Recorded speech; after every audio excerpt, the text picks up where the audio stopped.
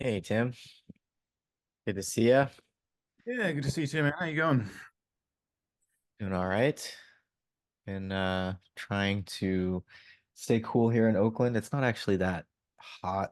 It's like, gosh, Fahrenheit, it's like 90, but it's been like 85. Sorry, I can't do the conversion into Celsius, but Can't do it in my head. I yeah, I was trying to read in that kind of environment and it was mostly going okay, but you know, it's true what they say about and then there, did you hear that? No. Oh, okay.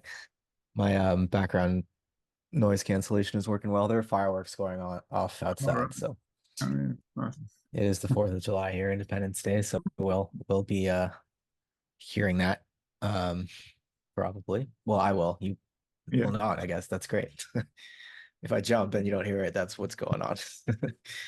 I'll assume it's Um because I've said something particularly pithy or insightful, but you're just sort of shocked that.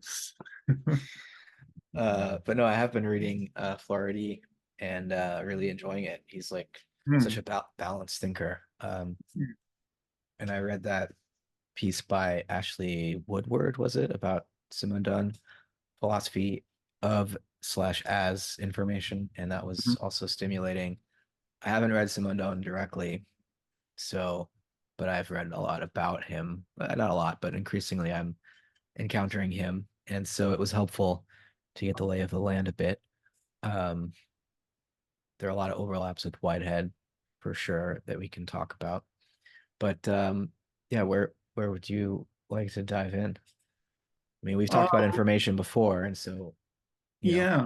we don't need to Yeah. cover the same ground. We could explore other territories, but Yeah, I mean, we could jump into the piece on Simondon maybe, and maybe we could even address one of the comments that came up on the last talk where they mentioned they hoped we would talk about Yuk Hui.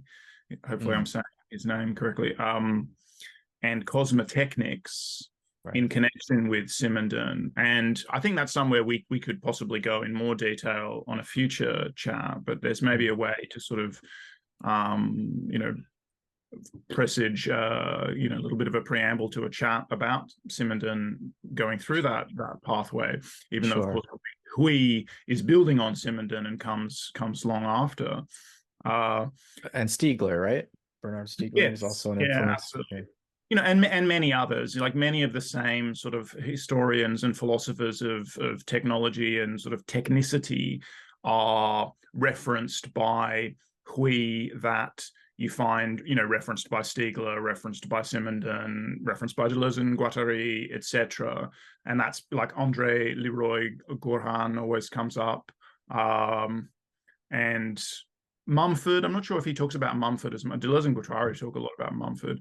Um, yeah, but various people, and then what looms large in the background, certainly for Hui's project and what he wants Cosmotechnics, and I'll say what that is in a second, but to address, I think is Heidegger's 1949 The Question Concerning Technology. I don't know. Have you read that? Mm, oh, sure. Yeah. Yeah. Uh, I mean, well, I just, that the Simondon article by Woodward kind of ended with this split in how we are to inherit cybernetics and think about the nature of information, where you have basically the Heideggerian approach, which is to totally reject it. mm, And then on the other extreme, you have this computationalist reductionist um, functionalism that uh, becomes, everything is computational, pan-computationalism, say. mm. And so there must be some middle path we can walk, and it sounds like Simondon is trying to do that. Definitely. And Cosmotechnics, from I've read Stiegler's time in Technics. I haven't read but um, I understand it to be this middle path approach as well. Um, right. Yeah, So Cosmotechnics, Hui's Cosmotechnics is specifically and building on, cosmopolitics. And I guess that has its origins in Kant, and then but developed by people like Stengers and the like.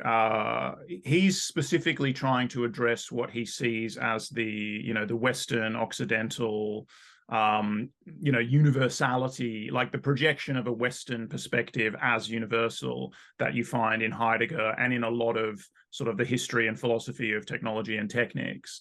And so Hui is very much building on that tradition. So he's drawing from that, but he's also saying that the way Heidegger frames the essence of technology in terms of this Gestell, this inframing, like the viewing of, the revealing of all of nature as this standing reserve. So a world of efficient causation, ready for exploitation and mastery. And that, in some sense, for Heidegger, is the essence of technology. Although I don't think he's universally negative. He's ambiguous in some ways, but Hui is saying, yeah, that's all well and good, and that's absolutely something we have to deal with, we have to address. But part of the way we might find resources to address that is by actually considering the different ways in which technology has been understood in different cultural contexts. So he's got this book, The Question Concerning Technology in China, but he's saying that like Cosmotechnics is the integration of views on technology with cosmology and the moral and ethical philosophies of the context in which these different ways of, he says, framing, and framing again being this way that Heidegger is characterizing the essence of technology. It's that itself has been framed in these different cosmological, ontological, moral, ethical worldviews in different parts of the world, and that therefore, in order to address this challenge of modern technology and the reduction of the world to a world of cause and effect, and I would say that they would see that Heidegger would see, yes, the pan-computationalism as exactly that kind of thing. Mm-hmm. And I think that there's a lot of the Heideggerian, although of course it's also the Husserlian, and then the Jonasian, as we touched on last week, the influence of Hans Jonas, very pervasive on the blind spot.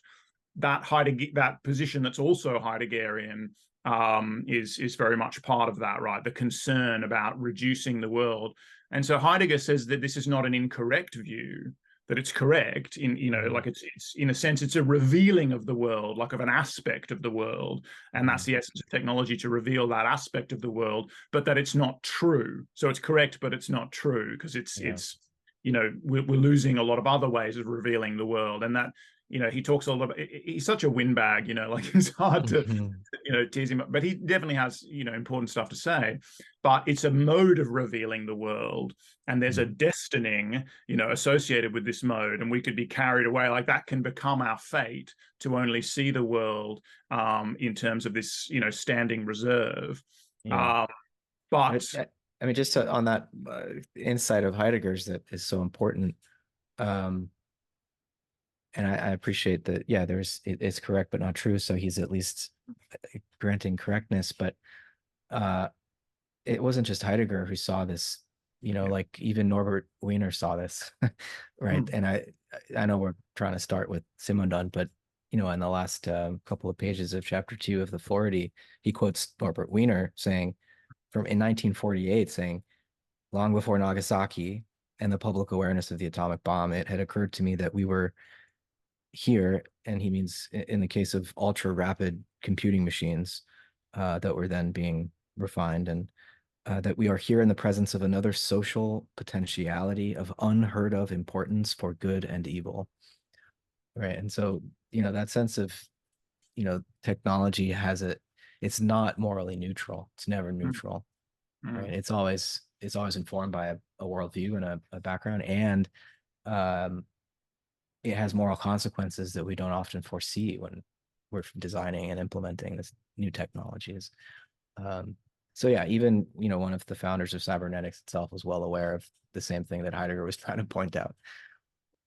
Definitely, I think that those guys, Wiener, Ashby, McCulloch, first generation Cybernetics crew were trying to develop a kind of complete, I guess is the right way to put it, but a full philosophy of technology and techniques, and with this kind of empirical, experimental, embodied, like they were huge, they were an activists, right? They were making actual embodied robots and things to test their to test their hypotheses, but also as a mode of revealing the world in a way, right? As a kind of who's the guy? Andrew Pickering, maybe, in his history of cybernetics, he talks about the ontological theater of cybernetics and how they're making these robots, which are, again, presenting and like revealing an aspect of the world to us by their own exploration of the world and by these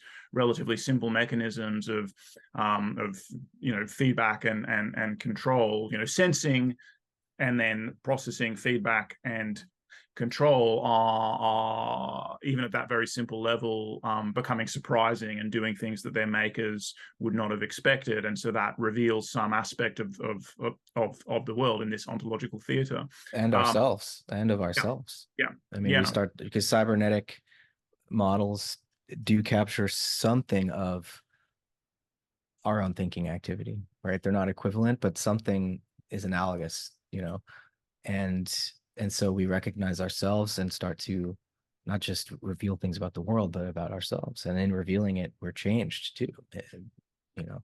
These technologies have fundamentally changed the way that we think, even if our thinking is not reducible to computation. That we have adopted this type of technology now, and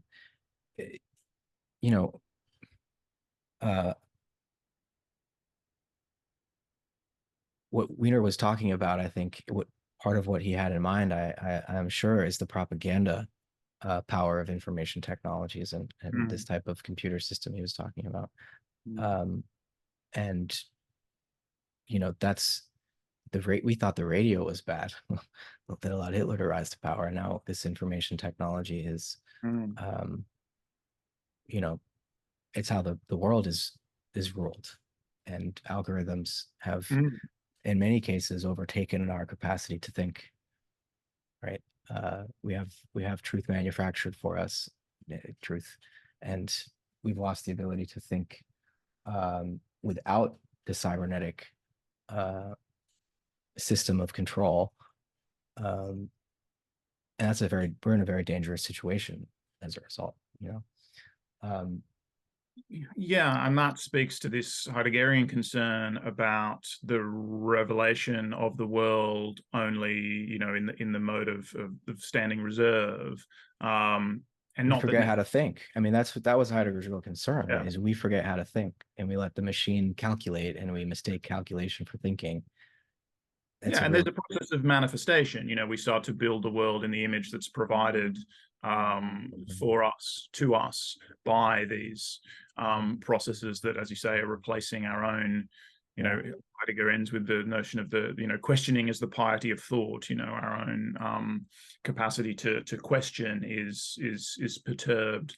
And just to say, we need to get more into Simondon, but I really appreciated how much Floridi was talking about German idealism and the I. He even drops some Fichte in there and plenty of references to Hegel. And when I say he's like really, I think I said he was well-rounded, balanced. I mean, he gets like the whole, I'll just use the cliche terms, that he gets the continental sense of like, all the stuff Heidegger was talking about, but he also has this analytic side, and he doesn't see them in conflict with each other at all.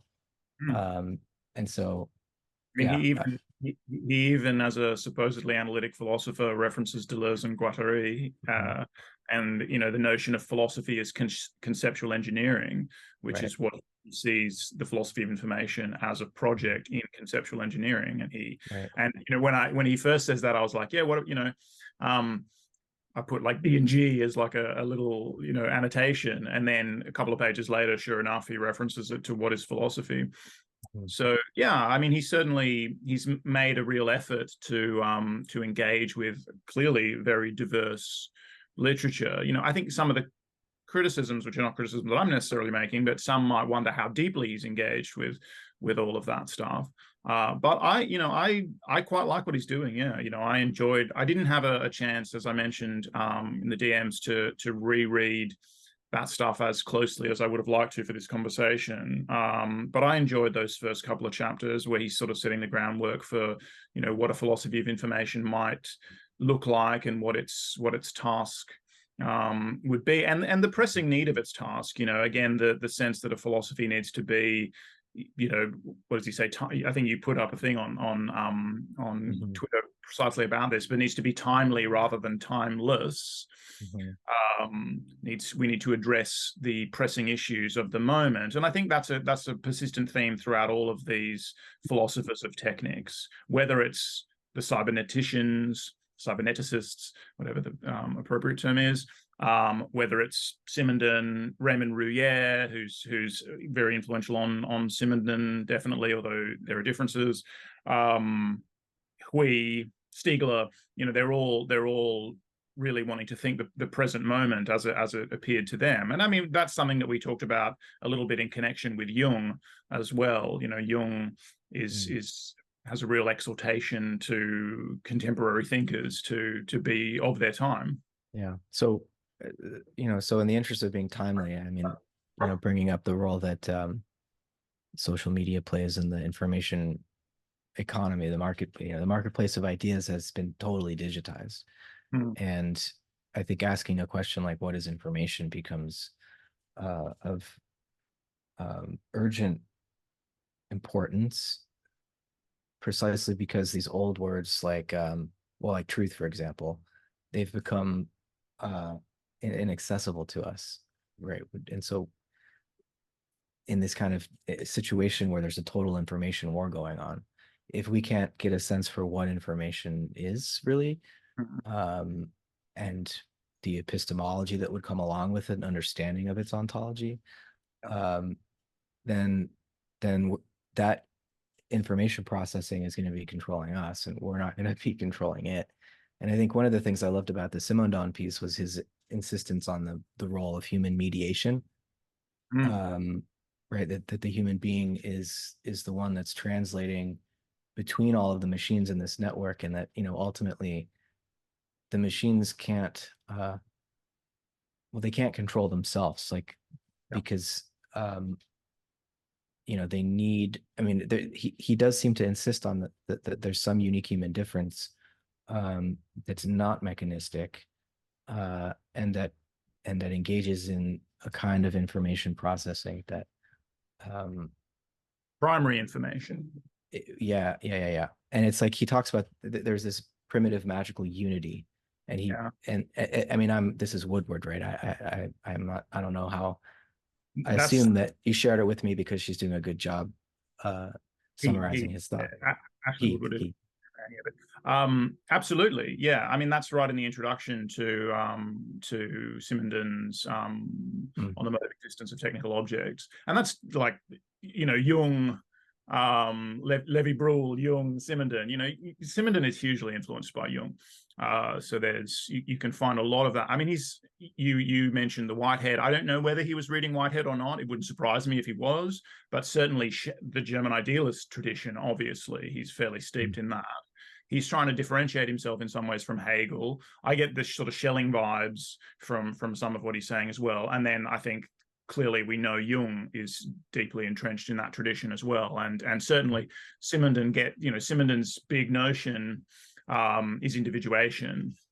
And the role of information in individuation is part of what he wants to talk about in discussing information. But yeah. I mean, the two major convergences with Whitehead that I can just mention. The first one was when he was talking about time itself being generated by the process of individuation.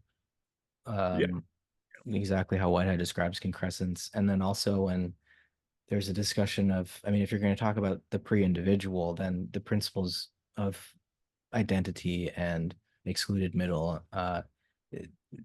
those may apply to finished beings, but they don't apply to ontogenesis. They don't apply to the process of individuation itself, because there isn't yet a definite thing that could be this or that. Yeah, right? and And that's so you that's know one. also in Whitehead. I Yeah, mean, his sense that truth can't yet be determined until the process of concrescence has been satisfied. yeah, and we talked a little bit about that in terms of the sort of Michael Epperson take Mhm. on Whiteheadian like relational quantum mechanics using Whitehead. That's very resonant with this.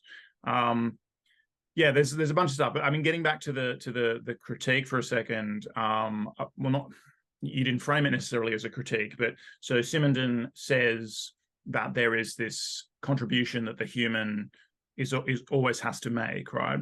And this is the very consistent critique across some of these early commentators on cybernetics. This specifically responding to cybernetics, and so Rouillère, and he has a book called Cybernetics and the Origin of Information, and he's not dismissive of cybernetics at all, as neither is Simondon, but what he's keen to point out is that there's no origin of information within the technical object. This is Simondon's term, within the technical objects themselves. That it requires a human, and this is where it gets very Whiteheadian, and certainly Rouillère was reading Whitehead. But it requires a human's capacity for active formation, which is primary information in the Simondon sense, to generate novel information essentially, and Simondon will speak about the margin of indeterminacy that exists in the machine, and it is the human that comes along and determines the machine, basically. But so Rouillère would have like a vivid image of, we're never going to get to the point where the telephones are talking to each other, kind of thing, right? Like you've got these human agents on either end, and information theory is about how we get the information from one agent to another agent. Those are living systems on either end. Information theory itself is not a theory of the origins of information. That's Rouillère's point, and that's very much taken up by Simondon here. But Simondon is also in his whole thesis of individuation. He's wanting to critique strongly the sort of hylomorphic account, where you have the pre-existent form that is transcendent, and that comes in and it's active, and it comes in and it shapes the passive matter. And so when Simondon is saying that there's this pre-individual milieu where things like principle of excluded middle, non-contradiction, etc., don't apply, is he saying no? There's this process of individuation that's taking place in the active materials themselves. Basically, this is active formation. Again, that's Rouillère's term, but this is the process of primary information.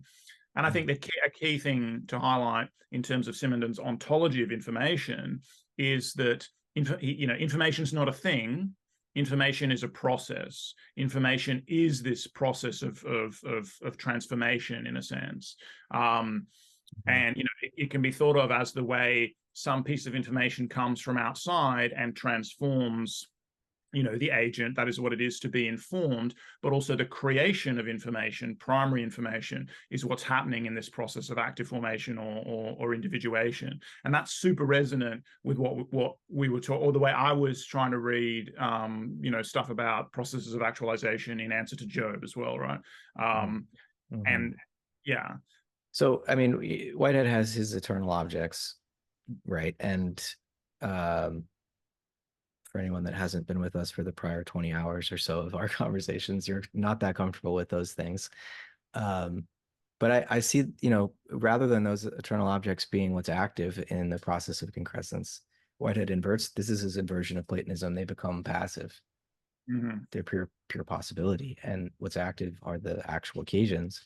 And so, the eternal objects, which are part of our every the physical pole, the objective datum that's felt by the physical pole in a concrescence receives the entire realm of eternal objects as valued by the primordial nature of God, right? And I see this as somewhat equivalent to Simondon's language of like the seed for individuation. It's the seed for it. It's this deficiently actual, so passive and yet eternally present seed or message that informs the process of individuation. Only because that actual occasion, which is prehending, physically prehending, decides to actualize it. So the receiver is, in Simondon's terms, the metastable system that individuates. The actual occasion is the metastable system that individuates, but the eternal objects are the seeds for individuation, the message. That's how I would translate this into Whitehead's terms. Yeah, and I think that that's broadly speaking correct. I mean, so the seed for, there's of course a kind of, again, perennial image there, seed, egg, etc. But also seed is quite literally, well, it's an analogy, but Simondon will wax lyrical about crystallization as a process of abiological individuation. And so he'll talk about the seed in the supersaturated fluid as the, that thing that allows the building up of a tension, which is basically a localized criticality in the supersaturated fluid that then has its resolution in the process of individuation. And that's also how he's thinking about information, that there's a pre-individual tension which is not formed. So I mean, there's two things to disambiguate is information as it informs already individuated entities, but who are undergoing ongoing individuation. So individuation is never complete, but I am already an individuated entity, obviously, even though my individuation continues. And so I receive information from you or from the external world in general, and it informs me in ways that kind of change my form, transforms me. It operates on me, to just, hit all these Simondonian sort of terms, in ways that inform my ongoing, it like morphogenesis, in a sense. It might just be the morphogenesis of neural networks or something like that. But so there's that. But then there's also the constitution of the actual individuation as a primordial process. The transition from the pre-individual to the actual individuated being. And again, just like Rouillère, he's saying that when you have the image of two agents who are passing information back and forth, one has to remember that you are then talking about two pre-individuated beings who are just like the two people on the two ends of the telephone. They are sharing, but he wants to go back to the primary information, which is the process of active formation itself. And in that, really, he's talking about what exists in the pre-individual milieu, rather than. So I know eternal objects, Whitehead thinks about them in different ways at different times, but what Simondon is keen to say is that these are, again, the reason that principles of identity don't apply and non-contradiction, excluded middle and all that, is that these are not forms. These are not formed things, right? They don't have determinate characteristics. They are basically tensions. So it's a landscapey, topological kind of metaphor as well. There are gradients and things like that, but there are tensions that are then resolved. So information in that sense is the process of resolution of these tensions in the individuation of a determinate state or a determinate form. So again, we talked a lot about this in the Jung discussions, which, yes, not everyone who might listen to this will necessarily have listened to, but it's a description of a process of actualization. And I think you're obviously right. I mean, you're going to be right as so far as your exegesis of Whitehead goes, but the eternal objects being passive, they're virtual in the sort of sense that ultimately Deleuze will take and run with. Which reminds me, they're pre-individual in the sense that they're not yet determinate. yeah, yeah, But Whitehead makes this distinction between definiteness and determinateness, where to be actually determined, I mean, only actualities are determined, but eternal objects are definite. And the difference is that determinate actual occasions, they have a place. They're placed somewhere yeah, relative to the nexus of other occasions, whereas eternal objects are everywhere and nowhere. They don't have a place, but yeah. they're still definite in the sense that we can uh, we can predicate them, like we can assign them their qualities in the relational nexus of other eternal objects. Like they have um, they're pre-individuated, but they're definite. I mean, what other descriptor could we offer of them? They're not just um, a blended soup. Yeah. Whitehead wants there to be some, we can distinguish them even before they have individuated, right? And so, but there's the thing there is who's distinguishing them, always an actual occasion, namely us thinking about it. So what eternal objects are beyond our thinking about them, beyond the conceptual prehension that me or you or some creature is having of them, I think Whitehead, it's not a question you could ask in his scheme. So when you ask it, you're asking it from outside the scheme in an attempt to say, I don't like those eternal objects because they seem to exist independently. But do they really? I don't think they do in his scheme at least. Yes. So I think that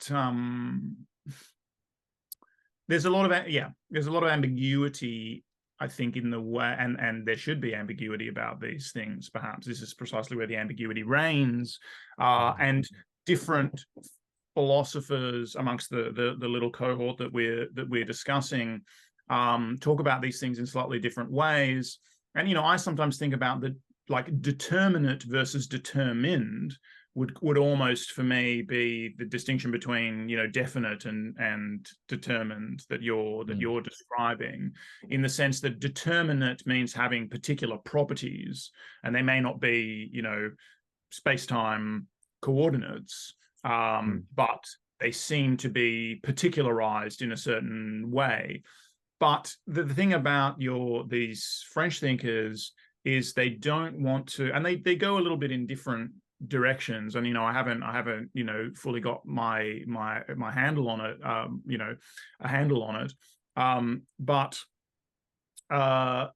again, there's a distinction for me between these things like tensions and gradients, and there are kind of quasi attractors and things like that, but they are not definite or they're not they seem to me less definite in the way they're described by those thinkers. But they're very keen to not want to be going into the sort of Hegelian caricature of Schelling, of the night in which all cows are black. They're not saying that this is completely indeterminate. It's just not this sea of indeterminacy. The virtual is pregnant with these particular quasi-particular the words are, it's difficult to choose the words because they all have these connotations. Yeah, but like whether we're talking about redness or two-ness or circularity, after you have entertained the idea of any of those, it's hard to imagine that they didn't already exist. Well, they certainly, I mean, we got into this. Or not, I mean, exist is ambiguous there, but didn't already have some kind of uh definiteness, let's say. From our perspective, of course they do, because two-ness has existed from the first moment that there were any determinate individuals, and that clearly is a long time. There's an ancestrality at play here as well. So arithmetic has empirical origins then? I mean, I think actually you can't even say that it's the first time two determinate entities existed that two-ness came into being. I mean, that's what I think that I mean, I at least have the intuition, let's say, that two-ness it's not that it precedes historically any two particular physical things, a historical or temporal thing. It's perpendicular to that. It's this eternal type of relationship. It's like two particular things presupposes the idea of two-ness.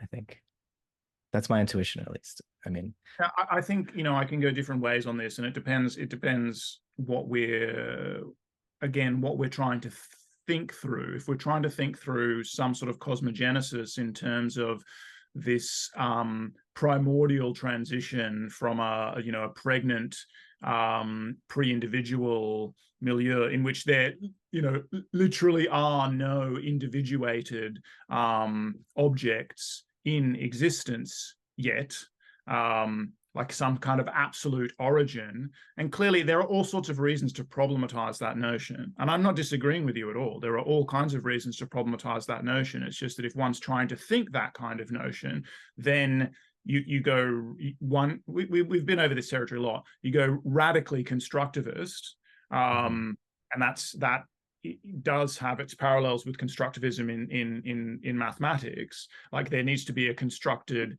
proof of the truths of arithmetic or number theory or whatever in order for two-ness per se, the 1+1, to exist. And if you're going in this really radical constructivist ontology, then you are trying to find a way to think pre-two-ness. And of course, there's all kinds of thoughts of the one, which are in this tradition of a primordial oneness. And there are heaps of ways in which this is like a woolly area of thought that can go really radically wrong. And I don't think we need to, we should probably go back to Simondon and information. All I'm saying is, well, I don't have answers, obviously, to those kinds of questions. I'm just saying there's an option, and it's mind bending, and it is counterintuitive. But to think of a primordial oneness without reducing it to some kind of completely undifferentiated mass that could never get differentiation going, and in order for us to actually reason these things through, it clearly makes sense for us that we need a posit of some kind of primary differentiability or different, like a seed. yeah, yeah. That's why Well, in mythology you always have the seed or the there's no ex nihilo. We can't really think that.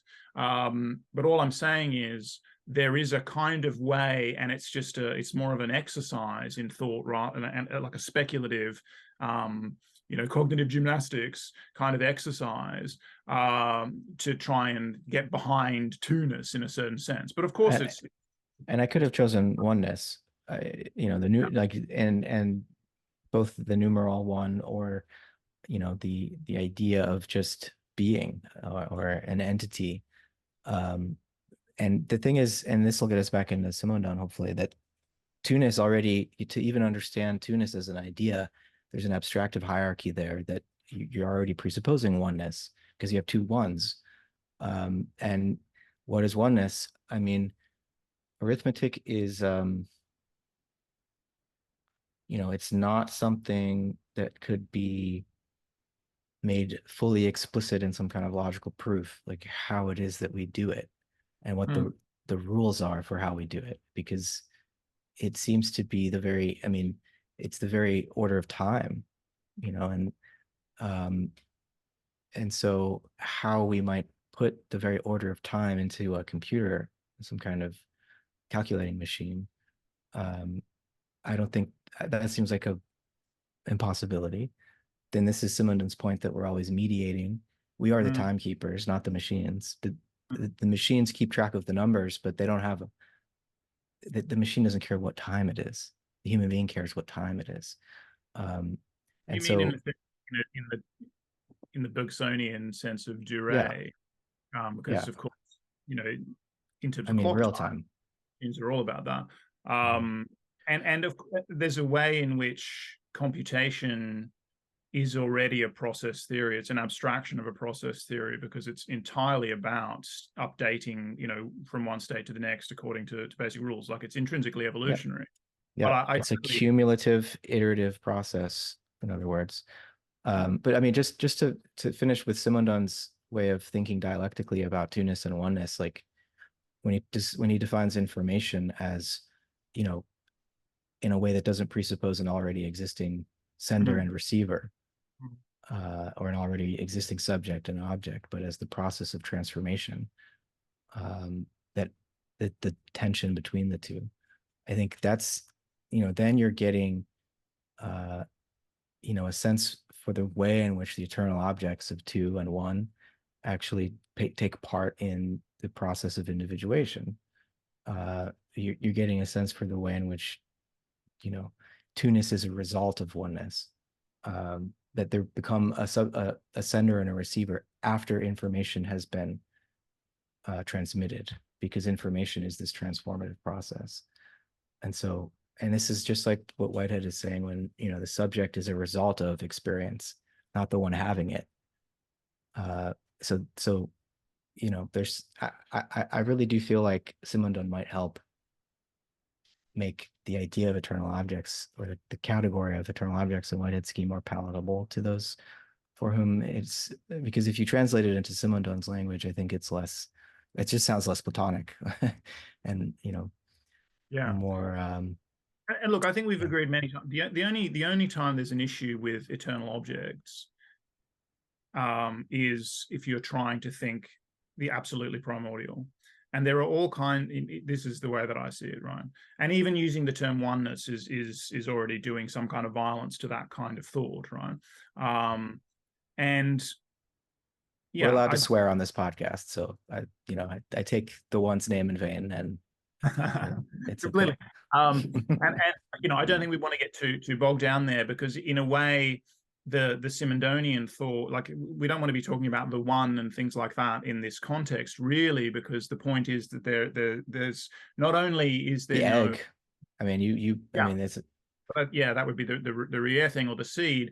But really, these are thoughts of multiplicity much more than they are thoughts of any kind of. I mean, the oneness has so many connotations in Platonism that we don't want to necessarily invoke here, because there's certainly an attempt to escape from that kind of thought here as well.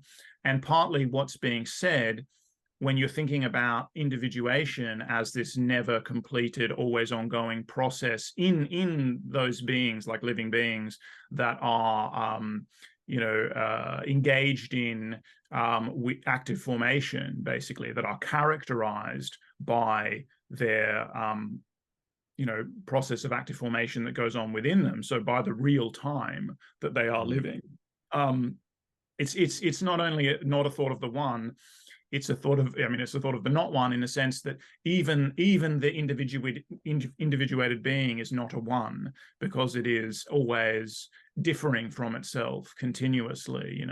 It's never equal to itself. So there is no sense of there being. It's always a multiple.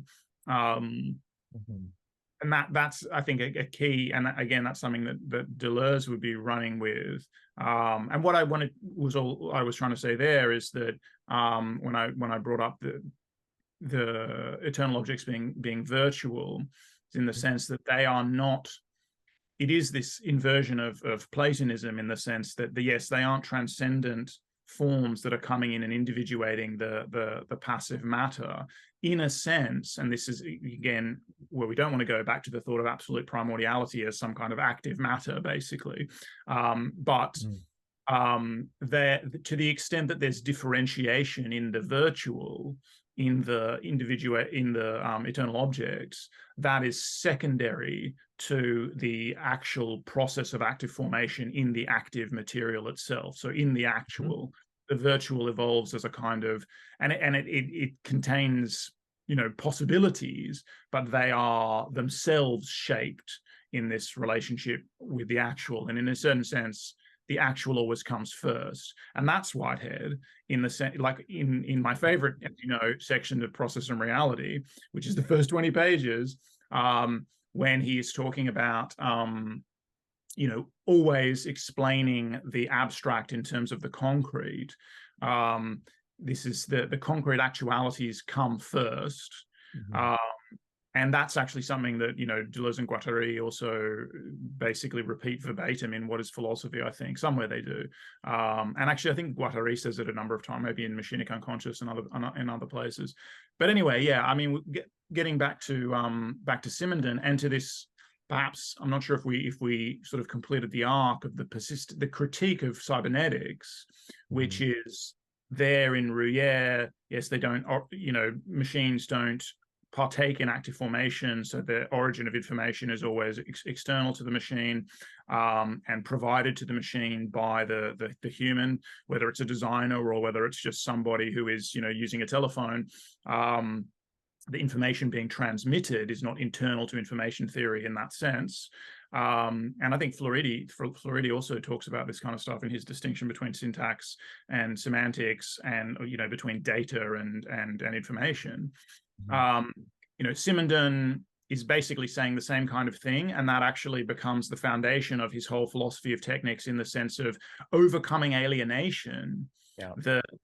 It's like I was saying last week, that the machine is always internal to the human life world, and that it's like nothing without humans. So again, we shouldn't fear it as this external agent, because we are the agents. And it is technicity and this is kind of also what Heidegger is saying, but is a mode of relating to the world, is a mode of revealing the world, but it is something like it's a human purpose that animates technicity. And then Jonas, which I just wanted to get to because of the like some continuity with our talk last week, Jonas's critique of cybernetics, and all of these guys are pretty positive about cybernetics, really, and they're engaging with it because they are trying to be timely, and they're seeing it as the kind of the most potent attempt at a interdisciplinary, transdisciplinary, integrative philosophy of their time. But Jonas is saying that, again, I think it could be brought back to real time. Machines don't experience real time, and certainly when Simondon is saying that time doesn't precede individuation, time is the process of individuation or information.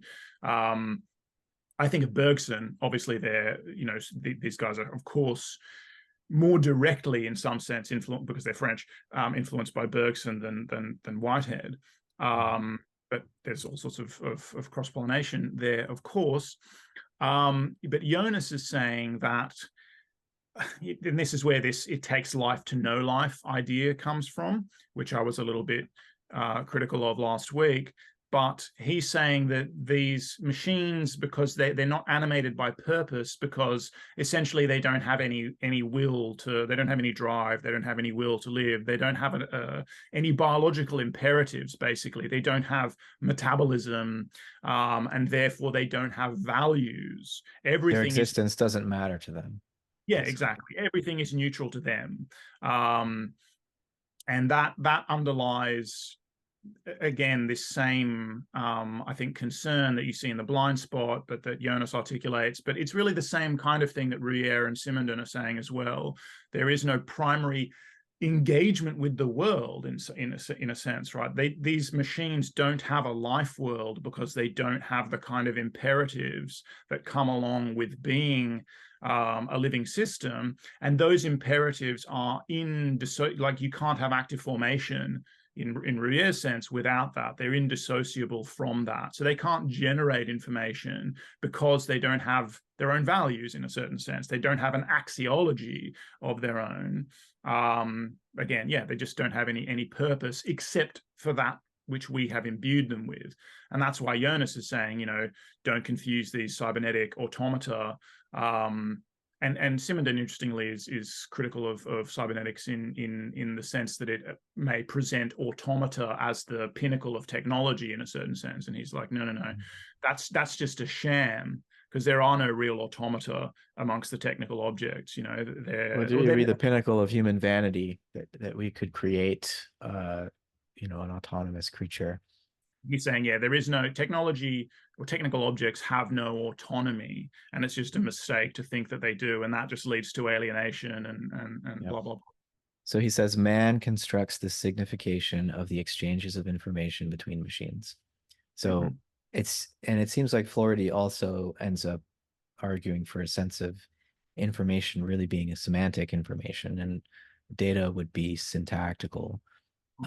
Right. And so that idea that if we're going to talk about information, we're talking about meaning. And if we're going to be realist about information, we're saying that the nature is meaningful. And so I think that in terms of alienation, that sort of a statement, nature is meaningful, and to mean it not just as nature has value in a capitalist economy, but to mean it as nature has intrinsic value. It has significance for itself, and the human being, of course, is always going to be the one that puts that significance into spoken or written language.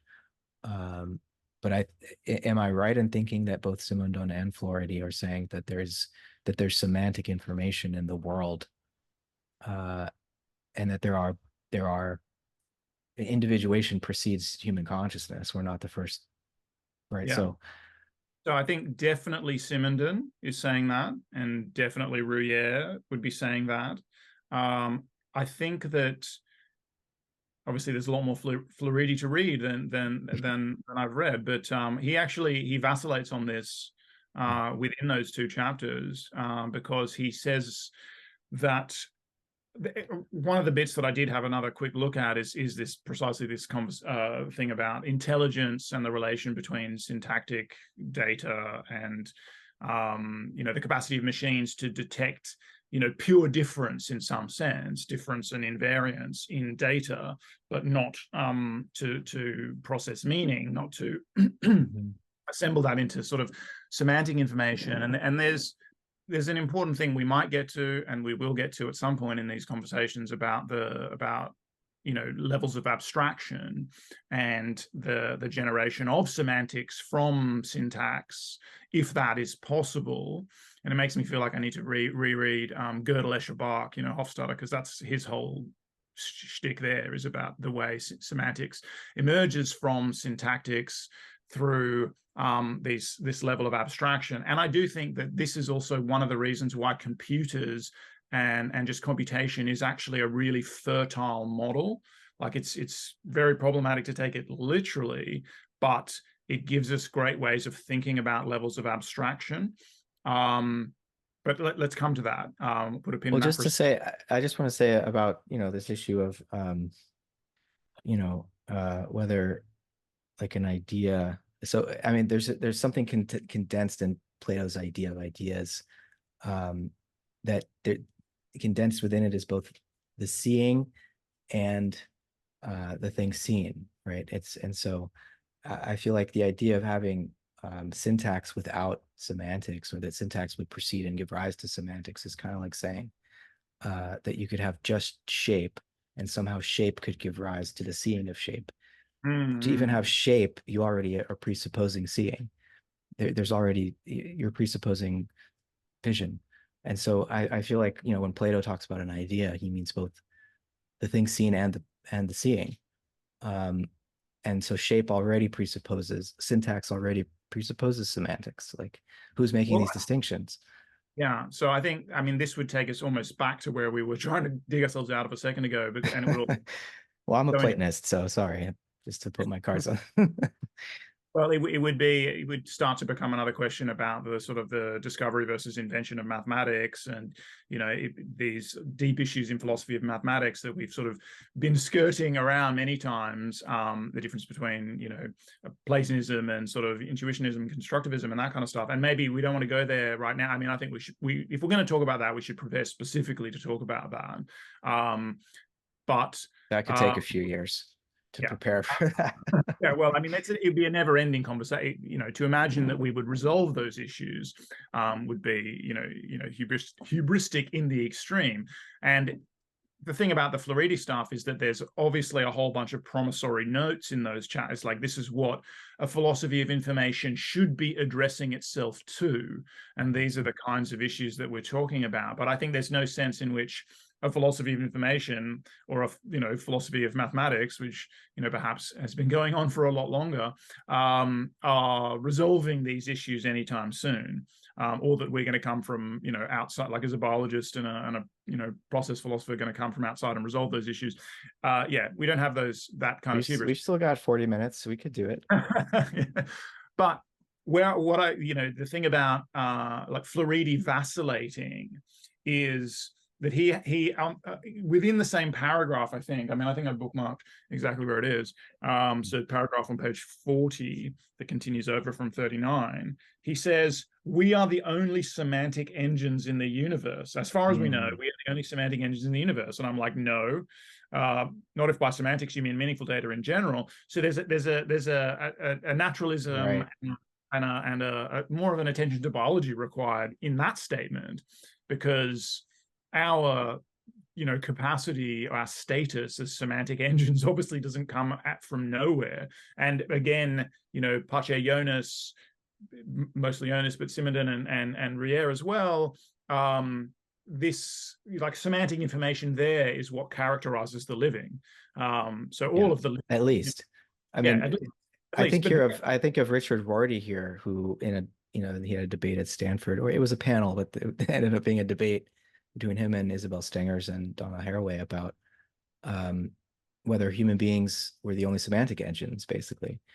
And Stengers and Haraway were defending the Whiteheadian position that no abstraction and meaning, semiosis, semantics, however you want to phrase it, goes all the way down, at least into the to the single cell level, if not all the way.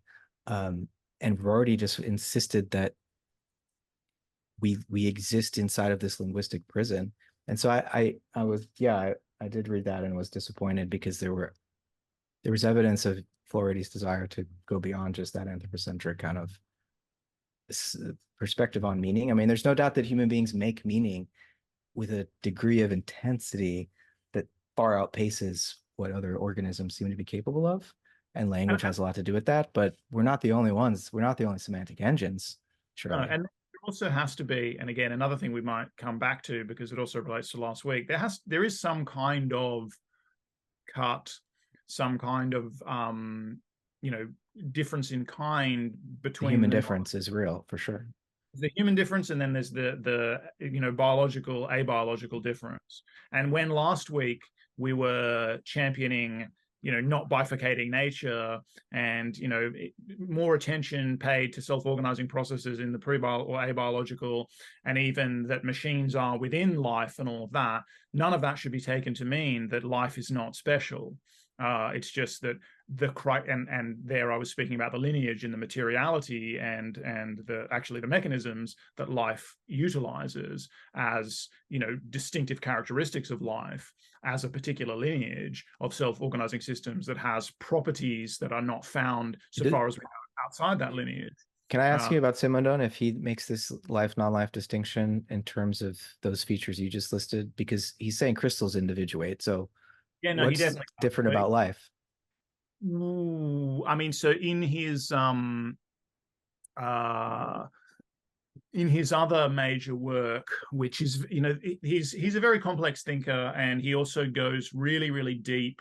Like the mode of existence of technical objects is full of like rich and detailed discussions of particular technical objects like engines, and the evolution of engines, essentially. I mean, there's stuff we should touch on there, and because it also is a way that he's responding to Heidegger, I think. But also, and then the evolution from the diode to the triode to the tetrode to the pentode, and he speaks about this in terms of concretization, and this is really fascinating, and it's stuff that again is super relevant to this discussion of the distinctions and similarities between living and non-living systems, and why operational definitions and Simondon is the master of the operational that's his whole shtick, right? Alagmatics, which I mentioned a few times in previous, like that's the theory of the operation, or the analogy, but it's the operational analogy. And so he goes really deep into how the kind of evolution of technical lineages towards what he calls concretization is a movement towards their more integrated organization of their parts. So they're basically becoming Ensembles, is that what that term means in that? Or is that because that word was dropped and I was trying to figure out what it meant, but I guess that's not the right application. Yeah, when he says so in the Woodward thing, I think the ensembles are like human machine assemblages where you have there's a kind of, loosely metaphorically symbiotic alliance between the, or it's better, maybe better to think of it as the extended phenotype. The tool or the technical machine is a trait of the extended phenotype of the human, and so these human / technical object ensembles can achieve more than the human can. Like the technical object contributes to the revealing of, and obviously the things we're concerned about in some sense, the mastery of, and the whatever, the transformation of, which we needn't be necessarily concerned about, but we know it can go horribly wrong, of the world in those sorts of ensembles. But the concretization of the technical object is more about how it's becoming more organic in a certain sense. In a literal sense, it's becoming more organized. The parts are becoming more interdependent and integrated within themselves. So where you originally have the abstract, so you have, you have the what is it, the founding intention or something like that of the technical lineage, which is, what the human designers want to accomplish. But then you start at the abstract level, where you've got a bunch of, this is where the analysis of machines in the blind spot, and in a lot of the kind of anti-mechanistic, and Hui is actually good on this as well. He's kind of like, maybe even, I think I'm getting this from Hui, but I mean, he's getting it from Simondon to some degree anyway, and maybe also Stiegler. But a lot of the analysis of machines stops at the kind of 18th century mechanical level, or certainly doesn't come into the, or maybe even 19th century, but doesn't come into the cybernetic world, where that is mechanical organicism, mechano-organicism. And this is what, this is post-cybernetic thing, but this is what Simondon is talking about, even though, again, he's critical of cybernetics in certain ways, where this is a kind of, it sounds a bit Hegelian, but there is a logical process being fulfilled in the refinement of the technical object in accordance with the original intention of the designers. But initially you start at this abstract stage where it's decomposable, because you've got all these different parts that might be preformed parts that were part of some other machine, and you're combining them in novel ways, or maybe they're made to purpose. But it's only in, this is again the thought of the process of individuation, but of the technical object, process of actualization, it's only in making the thing that you realize how abstract the original design was, because it's inefficient in all these different ways, and it fails in all these, there are all kinds of ways. And then it is improved according to a logic that is internal to the technical object itself, because there are ways in which it is failing to live up to the intention which guided its original, construction. And this moves in the direction of a greater, of a combination of functions into synergetic parts that are pleiotropic in biological sense. So pleiotropy is when a single gene product fulfills multiple functions in the phenotype. Based on expression in different tissue types, and basically contextually different gene products have different functions because they're part of different assemblages within the organism. But basically you get this movement, which he calls the process of concretization, of the technical object in terms of synergetic function complexes, which basically minimize the noise element in the machine, minimize the wasted energy, maximize its efficiency and all of that. And it's moving in the direction kind of like an organism, although this is the key part, which then answers your question. He takes you a certain direct, along that path. They're becoming more and more like organisms, but we should rigorously distinguish them from organisms. And what he says, which I kind of feel like almost goes against some other aspects of his philosophy, but he says the technical object proceeds towards concretization, but can never be completely concrete. And that's partly just because our scientific knowledge is limited, like we never have enough knowledge to complete concretization. Whereas the living system begins as concrete, is always already concrete, right? So it's already like a living organism, a biological organism is fully concretized for Simondon, whereas a technical object is always moving in that direction. But the thing is, and again, you know, I'm not a Simondon scholar, right? Like I'm just learning this stuff as I go. So, but that can seem to be a little bit in tension with the notion that the pre-biological individuation process with the crystal, for example, which you mentioned, that process of individuation is only happening at the borders of the crystal, at the kind of, you know, the vanguard where the crystal is still being accreted and deposited, but internally the crystal is a secondary form. It's dead, right? Internally, it's not undergoing any kind of individuation anymore. So yeah, there's a process of individuation in crystallization, but kind of once it's done, which is either internal to the crystal or maybe once the tensions in the supersaturated fluid have been completely, you know, dissipated, it's dead. Whereas the living organism is individuating internally and in its relation with its environment and whatever in a more ongoing manner. So in until some it dies. until it dies, but it's part of a lineage. Yeah, the lineage piece. Okay, yeah. But technical objects have lineages too? Absolutely, but yeah, absolutely. So But that's not the diff. I mean, is this a thermodynamics information difference for Simondon? The matter life gap? It's like in the article it was described as, you know, in thermodynamics there's an energy supply that's only got, yeah, it's regulated via the same channel, which yeah, is just entropy dissipation. And then information is negentropic, and so there's a sense of separate regulation channel from energy. There's the reverse of from entropy, I should say. It's the reverse of entropy. It's able to actually life is able to. I mean, all organisms die, just like, yeah, you know, the crystal's always dead, but organisms die too. But they're able to. There's this, what do we call it? Autonomy. We don't want to yeah, call it operational closure, because it seems like with transduction in Simondon's sense, there's information passing from the outside to the inside, and in yeah. Autopoiesis, that's not allowed. Really key, really, really key. So Um, this, okay.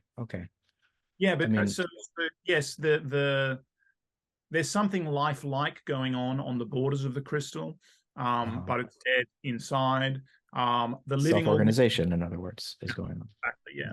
But the living system, until it dies, you know, it's not a living system once it dies, as at the individual level, right? Is actively forming constantly throughout, Yeah. and obviously that is like autopoiesis. That is, I mean, we don't. I mean, the organizational closure thing, again, I don't want to dustbin it as an idea. It's a good idea. I think it's just not the fundamental, like it always has to have its complement in the more ecological, more open, and plus it needs the lineage thing as well, as we discussed last time. It needs to have the lineage thing. And yes, technical objects are in lineages, and that's a huge part of what Simondon's whole shtick is.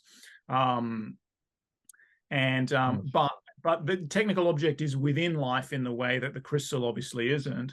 Yeah. So that the crystal doesn't have this ongoing differentiating, you know, it's got a particular process of individuation which itself is not heterogenizing, right? So there isn't the creative evolution, the élan vital, in the crystal, because it's just going to form. I mean, yeah, look, it settles into one basin of attraction, and there's nowhere to go from there. but Pretty that much, is a right? process of individuation, and Simondon is very keen, much like free energy principle, and you know, but also like autopoiesis and things, obviously, and people like Deacon with teleodynamics and all of that. He's very keen to be building these bridges between the abiological or the pre-biological, and the biological, but he still wants to. I think all of these guys are definitely committed to there being something very special about life. And part of the big difference between the treatment we saw in the blind spot and and these philosophers of technics, like Simondon in particular, is this insistence that the technical object has its own evolutionary dynamics, but those are because it is within the human life world. So there's no sense. So there is this sense. It can be funny reading Simondon because there is this kind of sense that the technical object has its own unfolding. It's got its own logical trajectory from abstraction to concretization. But of course, there's no sense in which, and he'll remind us every now and then, there's no sense in which humans are not involved at all, stages of this process. It's not like it is autonomous, but it is like the evolution of, well, he didn't have this term available to him, of the extended phenotype. It is like, the distinction between tools and traits is an interesting one that I've explored in the chemical ecology context. And we should find a way to talk. I mean, it's fairly easy to talk about it, but to talk about chemical ecology in this context and how it, problematizes autopoiesis or organizational closure, and it ends up being a classic example of like packets of information, surely not data, like actual purposive, evolved functional molecules coming in from outside and informing the target system in very key, like in every way, from just saying, hey, follow me, like some kind of pheromone, through to something that is either, working towards the destruction, so coming in and resetting set points in the target organism to such extent that the thing spirals out of control and then is easy to eat, or is a preserved meat ready for the parasitoid larva to feed upon or something like that. But then also to all of this symbiogenesis stuff, which, yes, we can see things in some very rarefied stage of like completion, although it's never complete, but, we can talk mitochondria and things like that. But also there are all of these obligatory chemical ecological symbiotic relationships where, say, metabolites produced by a bacterium or whatever are integral to the morphogenesis of the, Haraway would like us not to talk about host and, symbiote or whatever, because everyone's, together on the same, she wants a horizontality, so she doesn't like host talk. But I think, it works certainly for within the context of parasitism. We still want to talk about hosts. But, you've got a bacterium, Algorophagus macapongonensis, which is making a metabolite, RIF1, which is what, like, rosette-inducing factor, which induces choanoflagellates to transition from a single-celled, free-swimming life stage to a rosette colony. So it's it's been used as a model system in studies of the origins of multicellularity. But it actually, that's a, even Haraway has that example. But it is a much more generic process than that.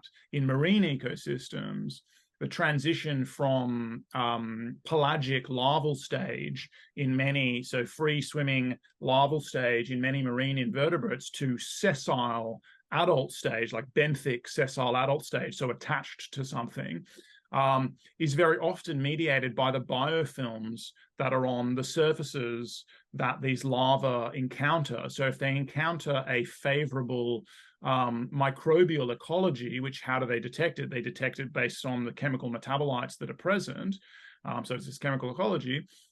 Then that will induce them to start becoming, to go through metamorphosis and enter the next stage of their life. And in many cases, they cannot do it in the absence of metabolites, of bioactive molecules, exochemicals, as I like to say, that the bacteria or whatever it is, often bacteria but not exclusively, are producing. And then you get these weird situations where, like, sponges will take up all these bacteria into themselves as they're going through morphogenesis. And they seem to be, well, they are. It's an obligatory relationship at that point. The sponge can't undergo morphogenesis without it. But then at a certain point, when it's got enough of a particular metabolite, it just digests them all. It just eats them. They switch from being informative to being, like, purely metabolic in that sense. It's like they cross from the informational to the thermodynamic. They go from providing information required for morphogenesis to providing fuel required for just ongoing maintenance and production. So, I mean, it's really crystallizing, so to say, for me, why operational closure is problematic in the autopoietic paradigm, focusing on the cell as the paradigm case of life. If there's lateral gene transfer, if there are all these secondary metabolites, if, in other words, psilocybin mushrooms produce psilocybin, it has no, as far as we can tell, purpose for the metabolism of that organism. It's for mammals to eat. And, there's a long history of coevolution going back to insects and plants and fungi, where these transfers of information are occurring that cross what the autopoietic paradigm wants to call an operationally closed boundary. And they'll talk about structural coupling, and of course they have a way of, coevolution is very important for autopoietic theory, but to say that the psilocybin molecule, secondary metabolite or DMT, secondary metabolite in these other organisms, is that when a mammal ingests it or a human being ingests it, that my response to it is based totally on the operations internal to my organism, rather than being receiving some information from my ecosystem. And so what we have to end up saying is that, and Thompson kind of goes in this direction, there's going to be ecopoiesis. And so the structural coupling between individual organisms and ecology is actually generating a new kind of operational closure that occurs at the ecosystem level, exactly. at the planet of the whole planet, at the scale of the whole planet.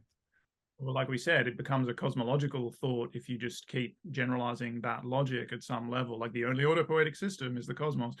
Yeah, no, absolutely. And I think, an interesting way to tie, it's very obvious in a sense, but to tie, psilocybin or whatever drug that humans have a long-term symbiotic relationship with, to say like sponges or choanoflagellates in their morphogenesis, is that these substances that we ingest do change us. And I said this at the beginning, they do change our morphology, right? And it could just be the morphology of your nervous system, but literally what's particularly interesting from the biological perspective, which is sort of quasi-mechanicist, yes, but about psychedelics in the new psychedelic renaissance research paradigm, is their neuroplastigenic properties, which is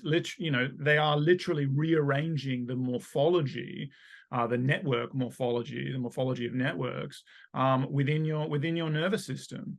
So there is a morphogenetic. So there's an informational, in that sense, influence on your formation, but on your actual morphogenesis.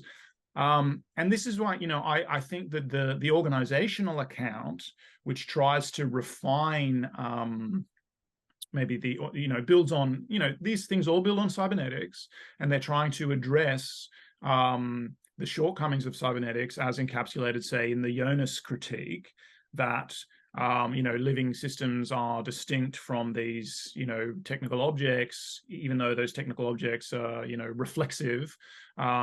It's not all just about reflexive behavior, because we have our own values, because we have the biological imperative. And the way the organizational account attempts to respond to this is by saying that, well, biological systems are organizationally closed, so they're these feedback loops, but they're thermodynamically open. And it's this thermodynamic openness which is associated with metabolism, which is the seat of the value, the seat of the drive. Or, it's in a sense what the organizational closure is in service of. And the problem there is just I just said it about the sponge, is that there's a transition in the very same metabolite, like the very same symbiotic organism that produces a metabolite that is formational, so that is perturbing or is constitutive of the organizational, closure at a more than quote unquote individual level. And this is one of the big issues with this whole literature, is the individual is, we talked about this with ants and other things, and we talked about the lineage response to this in part. The individual is a very problematic philosophical notion in and of itself, and symbioses of all kinds problematize this notion of the individual. But this particular, so even if we've got a compound individual, which is the sponge, like genomically, it's two different lineages. It's the sponge and it's the bacteria that produces the necessary metabolite for morphogenesis of the sponge.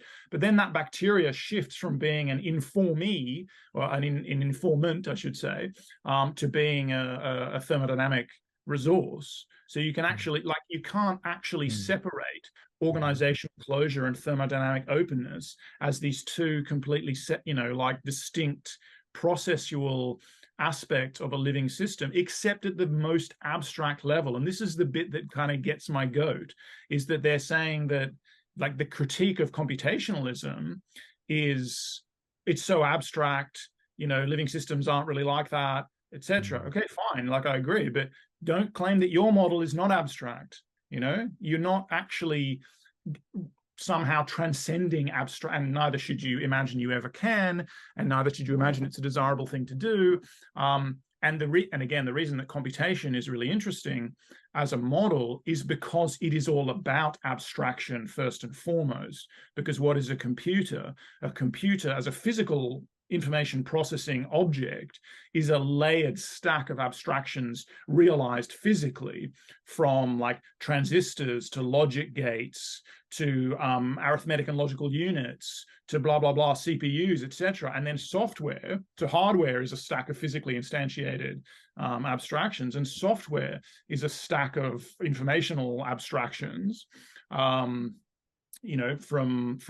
binary through various levels to some high level language, which has a lot in common with natural language that most programmers will actually be working in. So it's all this stack of abstraction, and that's like a really useful thing to be thinking about if you want to think about everything from how living systems work, and how individual cells combine into organs, combine into complex organisms and all of that, but also ontology, as we've said with Whitehead a bunch of times in this project. What's like the question of the ontology of information is also the question of the ontology of abstraction. Yeah, I mean, I've been thinking about this distinction between thermodynamics and information, or metabolism and cognition, let's say, as you were talking. And Woodward's article thematizes the way that Simondon seems to want to draw this contrast between thermodynamics and information. And when I think about human history, usually the story is that the first technology was fire. We harnessed fire. And I wonder if there might be another kind of story we could tell, where actually language precedes the harnessing of fire by a long way. And there's no sharp line really between the signs that animals clearly exchange and the signs that even single cells are, the processes of biosemiosis, which are going on even in single cells already. There's no sharp line between that and human language, but we tell the story about fire as the first language because we're prone to think in a thermodynamic way, perhaps, and to emphasize metabolism, and to think of metabolism as just a kind of energetic process. And when you bring in the informational side of it, I feel like, and this is, it's already there in the continuity thesis, the mind-life continuity that Thompson and the Autopoietic thinkers will want to argue for. But I feel like to connect this to culture, right? There's a sense in which if we think that fire is the first technology, or if we think that language or signification or information processing was the first technology, it makes a huge difference for the types of worldview that we begin to, the type of world that we begin to inhabit culturally, because is there meaning to be found, or is the only meaning ultimately this thermodynamic thing, which is eat or be eaten, basically. Right. And so I feel like I'm trying to connect this to the cultural project here, the cosmotechnical project, if you will, that, there's a way in which how we think about information and its relationship to energy or matter or thermodynamic processes makes a huge difference for how we think about human history and how we think about the types of beings that we are. So these ideas really matter. So yes, I like what you're saying a lot.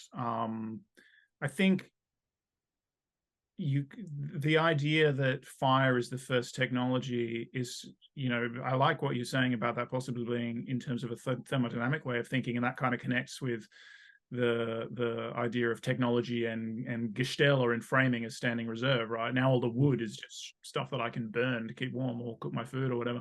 Yeah, and it's like we're taking the process of digestion that nature gave us. Now we're saying, oh, I could do that for myself. I'm going to externalize that.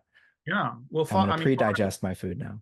Yeah, I mean, harnessing fire is for sure, a harnessing of an external metabolism, and this is the Andre Leroy-Gourhan thing about tools as externalizations of organs and externalizations of memory and things like that. But I think that another aspect of taking fire as the first technology that is just completely ridiculous, or makes it completely ridiculous, is it's an anthropocentric view, because humans, so far as hawks, certain raptors will use fire, so they'll pick up like a burning stick from within a fire, and they'll take it somewhere else, and they'll actually start a fire in order to flush out small critters that they can then feed on. So other organisms do harness fire, but I think so far as we know, I'm starting to think of things like bombardier beetles and stuff, but that's not really fire.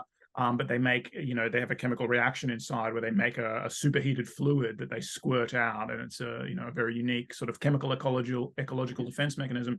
But people have traditionally thought of, and not entirely incorrectly, humans as the only organisms that have harnessed fire in the sense that we make fire, whereas raptors, birds of prey, start fire. Yeah, we start it. Yeah.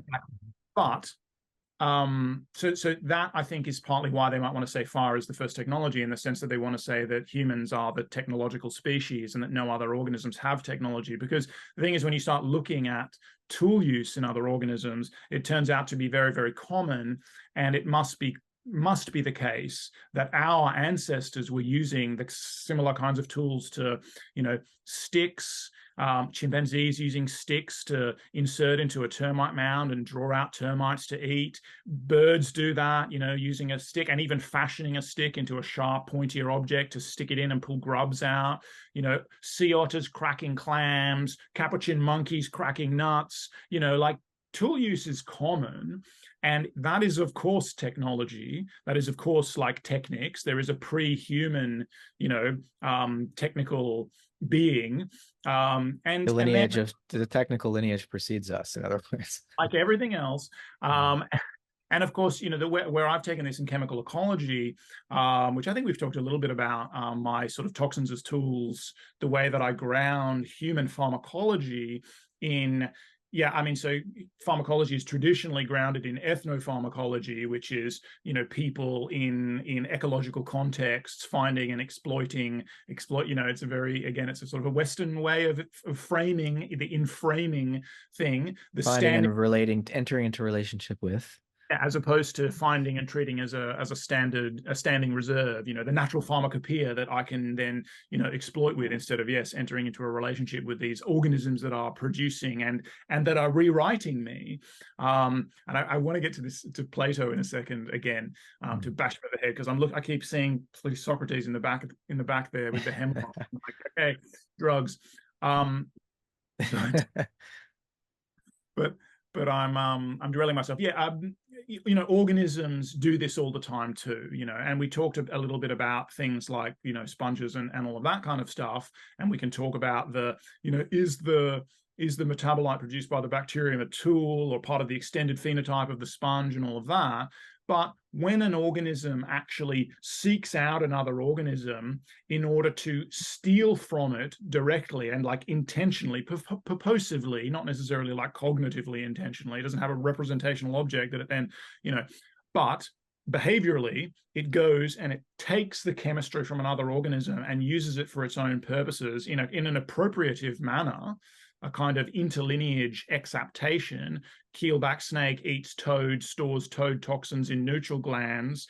Nudibranch sea slug eats hydrozoan, takes stinging cells, stores them in its own skin. Like this is not uncommon. So I've linked pharmacology as a form of tool use to anyway. So I think that the idea that fire is the first technology is just like a silly anthropocentrism, even on top of what you're saying, which I also like about the kind of the externalization of metabolism and all of that, which again fits with a common thesis on technology and technicity. But in terms of entering into relationships with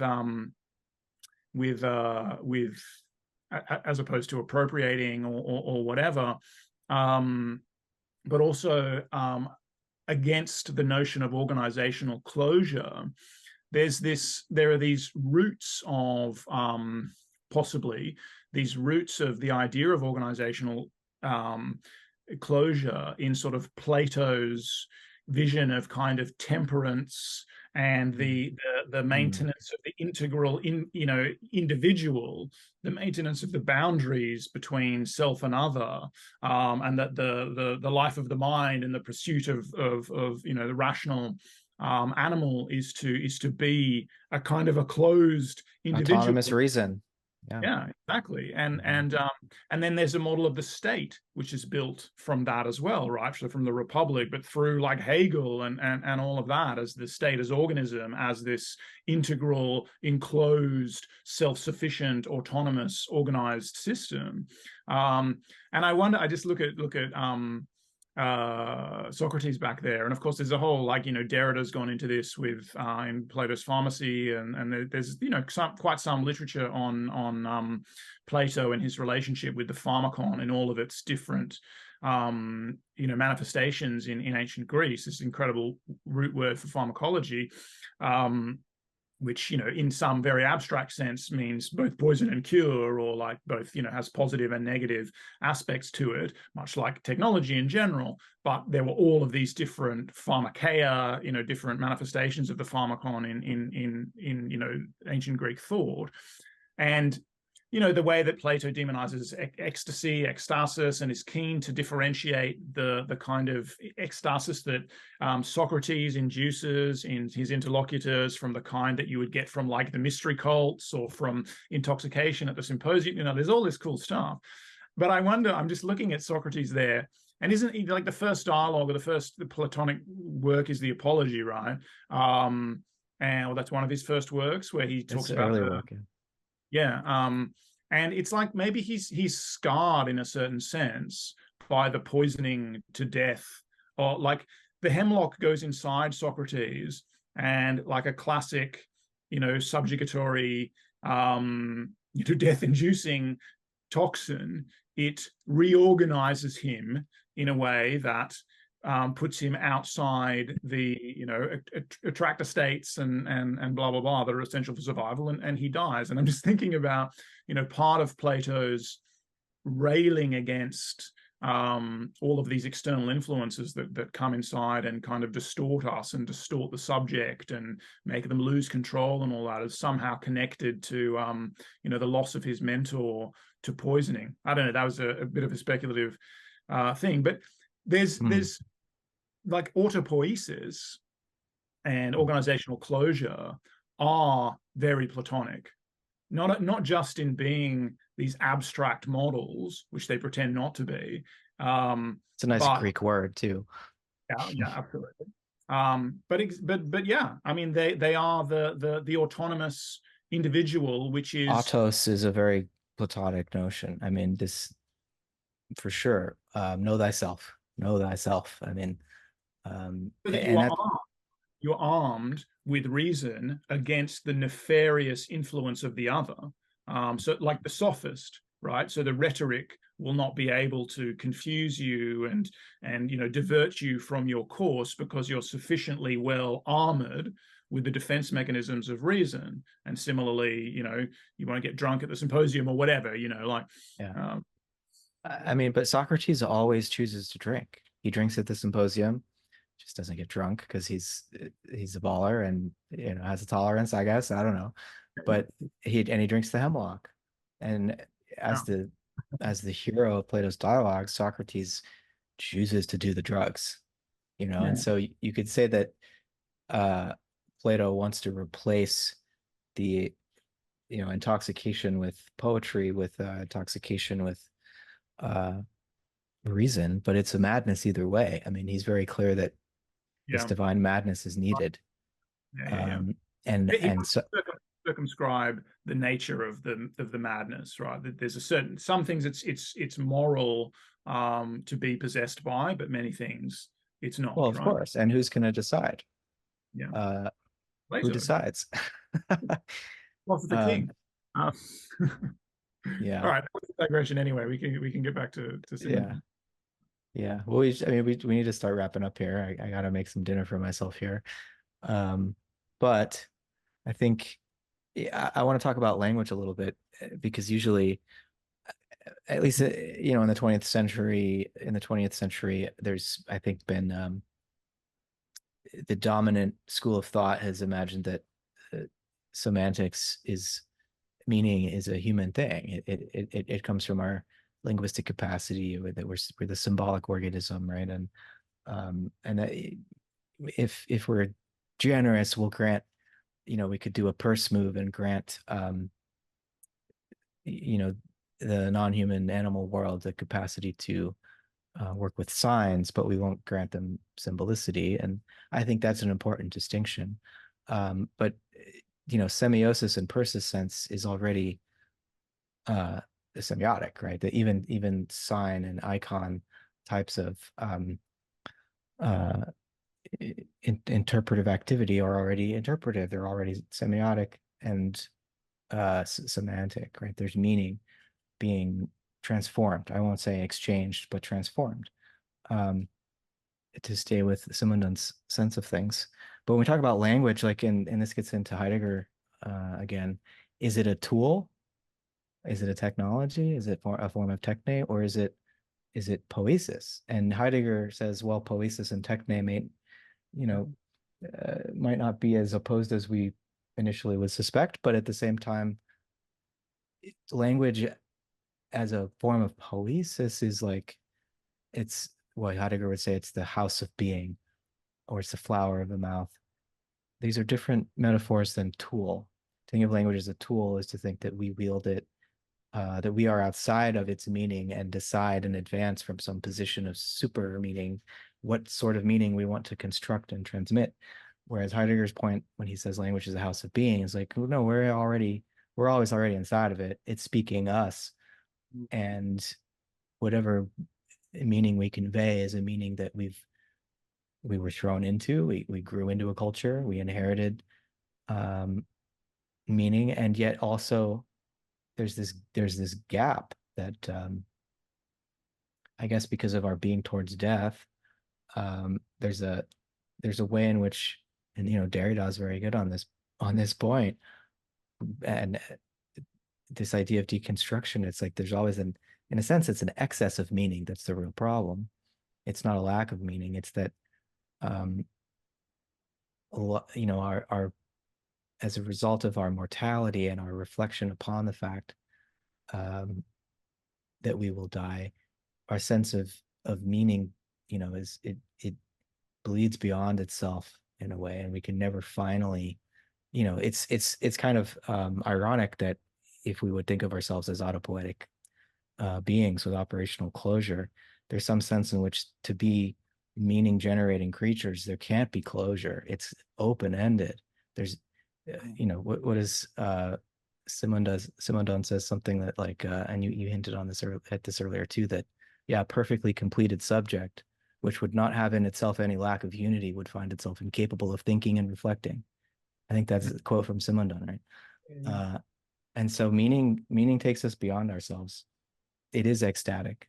And I think as much as Heidegger criticizes Plato, it's all this sense of being towards death. And if there is a human difference, it's not just the awareness of death, but it's the sense of a meaning which exceeds our own mortality. Is like we know our metabolism is going to cease one day, but we also know there's something about the informational field that we partake in that will exist after us, that will continue after us.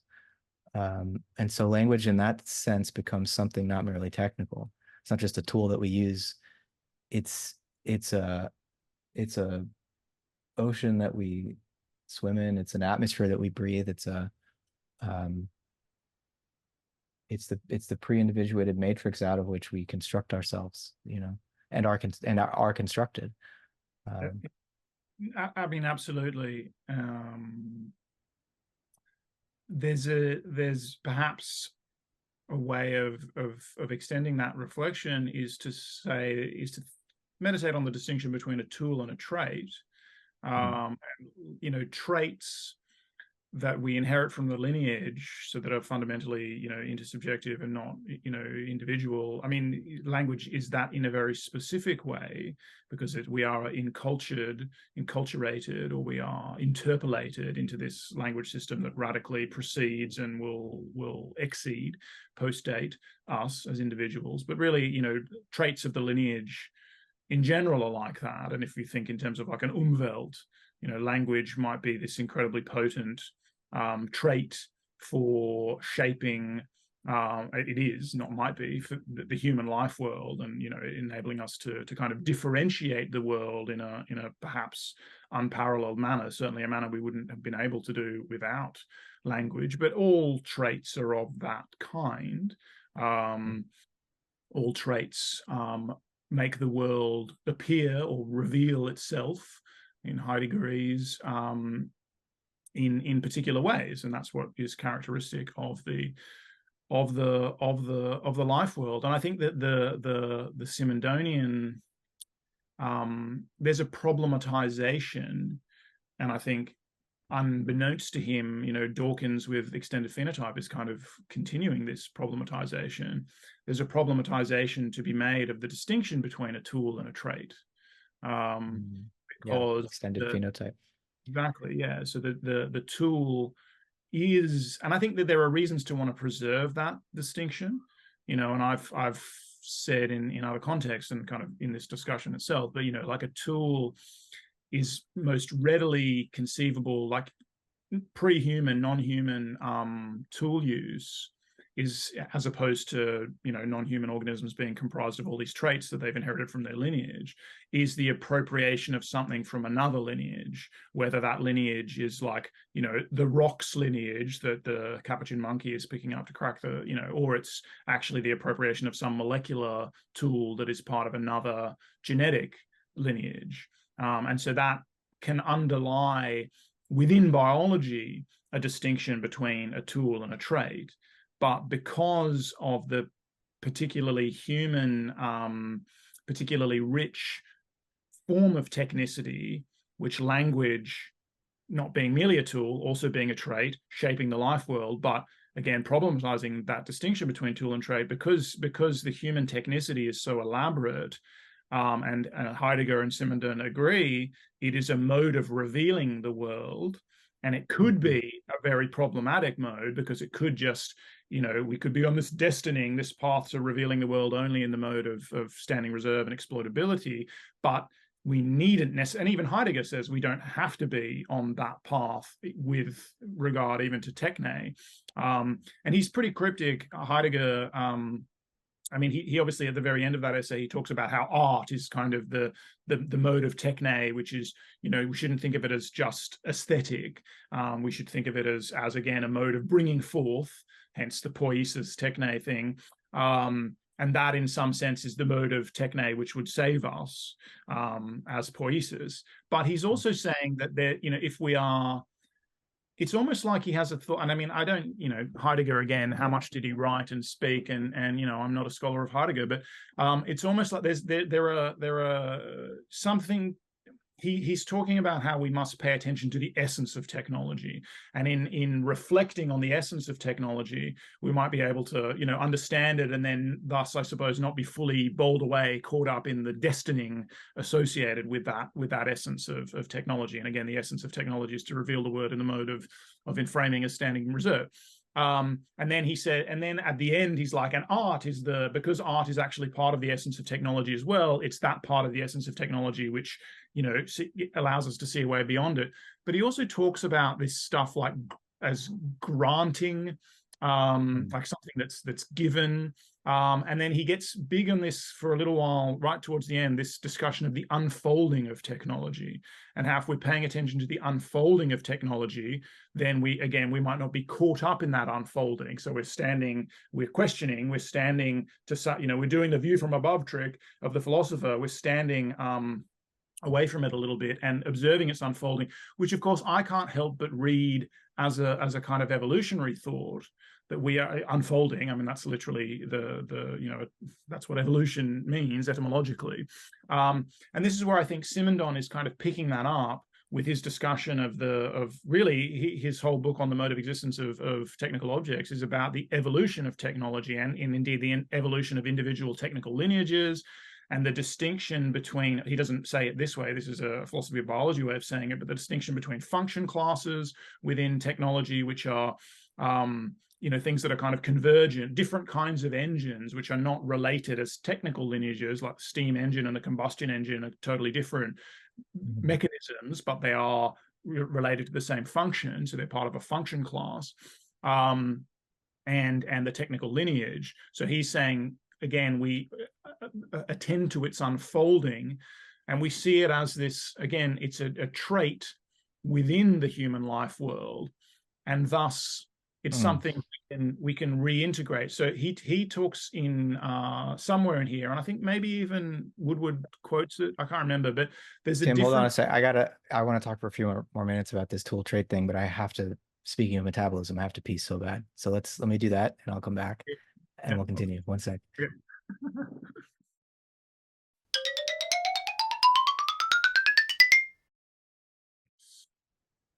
Sorry about that. I've been trying to stay hydrated all day and it finally caught up with me. Yeah. See, I think you're about to quote Simondon and Yeah. But the tawdry realities of being an embodied living system. We're just tubes, man. Remember to cut that bit. I will. So something that Simondon says, which I think sort of ties in kind of directly to this, Heidegger's saying we need to step back, consider the essence of technology, and then he ends up yada, yada, yada, art, is the thing. Simondon says, aesthetic thought is not directly active. It does not reverberate on the real from which it starts. It limits itself to exploiting the real by detaching itself from it. It refracts aspects of reality, but it does not reflect them. Conversely, philosophical thought, and we should talk about the role before we finish that philosophy plays for Simondon and in mediating the technical and the human. Conversely, philosophical thought goes further than aesthetic activity, since in taking genetic coming into being as its point of departure, philosophical thought reintegrates itself into genetic coming into being in order to fulfill it. Okay. That could sound very Hegelian and whatever, and we don't have to necessarily accept his definition of philosophy or aesthetics or any of that, but I feel like this is almost, whether it's consciously a dig at Heidegger or what, he's taking the bit that I'm reading into, maybe it's more eisegetical than exegetical, but I'm reading into Heidegger, where Heidegger gets into this point about attending to the unfolding of technology as part of the way that we're able to not be, simply caught up in that unfolding, not to be destined by it. So Simondon is saying, you step back and observe, for sure, we have to do that, but aesthetic thought then doesn't reintegrate itself by specifically going into this unfolding at the kind of, technical, in the broad sense, level, Simondon really goes through in a great detail the history of certain, technical lineages to really understand what's going on there. And then it's reintegrated back into the real by, again, showing that the technicity is, the human production of technical objects by and for humans, and we have to be it's not like we just, all that's going on, so we'll go and write poetry and that's how we'll save the world from technology. It's like, no, it's get involved in that process by really understanding it. And tragically, Heidegger tried to get involved, and the Nazi state was quite technologically proficient, actually, at war and extermination. So he couldn't escape it himself. Yeah, no, for sure. But I think Simondon has something rather different in mind.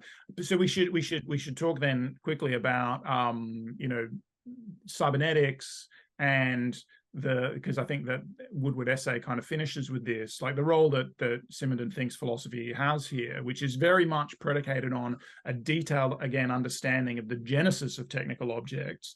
And like I was saying last week, that's the real way to distinguish the living from the technical or the whatever, the machine, is from the technical object, is through the thought of the genesis of these things. But he also wants to differ. So again, basically, by understanding how those processes work, we can take an active part in them, and we're then steering them. He also wants to differentiate what he takes from Wiener a little bit, because Wiener, of course, is straight away, like in his 1948 book, Cybernetics. His introduction to cybernetics, which I think is what all the Woodward, the quotes that Woodward takes out of from, it's straight away, cybernetics, obviously the origin of the term is in governance, and it's straight away, we've got these self-governing machines, but we can also use this as a kind of form of governance to create these homeostatic societies, right, that are robust and well regulated.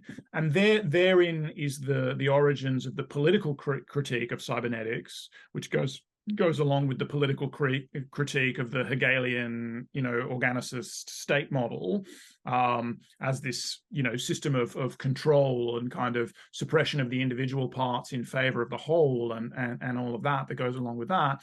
And there's the ongoing concern that cybernetics, and it's a true, like a real concern, cybernetics has been appropriated, but even there, it's in Wiener, as part of that, development of what Deleuze would call the societies of control. And appropriated, but also DARPA, or the military was already funding the Macy conference. I mean, who appropriated who? I mean, it was there from the beginning. and again, it's there in Wiener and his emphasis on homeostasis, whereas for Simondon, again, individuation is this inexhaustible process, and the pre-individual milieu is just this perennial, ever-present thing. And you quoted him before about talking about like the fully individuated, fully constituted subject is incapable of thought, incapable of being informed, basically.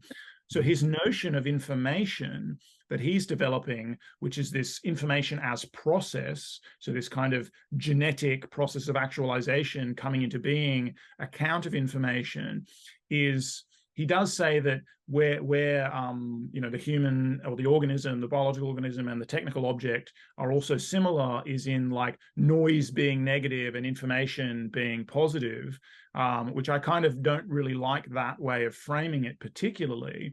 But really what he's saying about information is that it's like criticality, it's on the cusp of... as long as you don't think information is synonymous with order, because too much noise and too much order, you don't have any information. Yeah. So information for him is this process of actualization that, you could encapsulate in like Lewontin's 3 principles of, variation, selection, and heredity in natural selection, or you could think about the union of Peirce's modes of evolution, Tychism, chance change, agapism, law-based change, anarchism, law-based change, agapism, change, oriented towards a goal. Like that's what the process of information is for Simondon. So it's regulation, but it's not, again, regulation unto the systematic like death of individuation, in the sense that it would be a completely ordered system with no excess. So, you know, he thinks of information then as this perfect model for the regulation of societies in the way that Wiener was essentially saying, but he is keen to point out that this is not, shouldn't be, you know, a control society. It's a way in which we can think about how societies can constantly renew themselves by continually undergoing individuation. And that the role of the philosopher then, and the role of philosophy, as he's distinguishing from the role of this aesthetic thought, is to provide that model of how, you know, going back to what you mentioned right at the beginning, which does come from the introduction to Mode of Existence of Technical Objects, how, you know, we went from this primitive unity, and then there's the differentiation of religion and technics, and then there's further sub-differentiations and all that, and there's this possibility of alienation. He does kind of have a vision of restoring this unity, but again, not in an atavistic sense.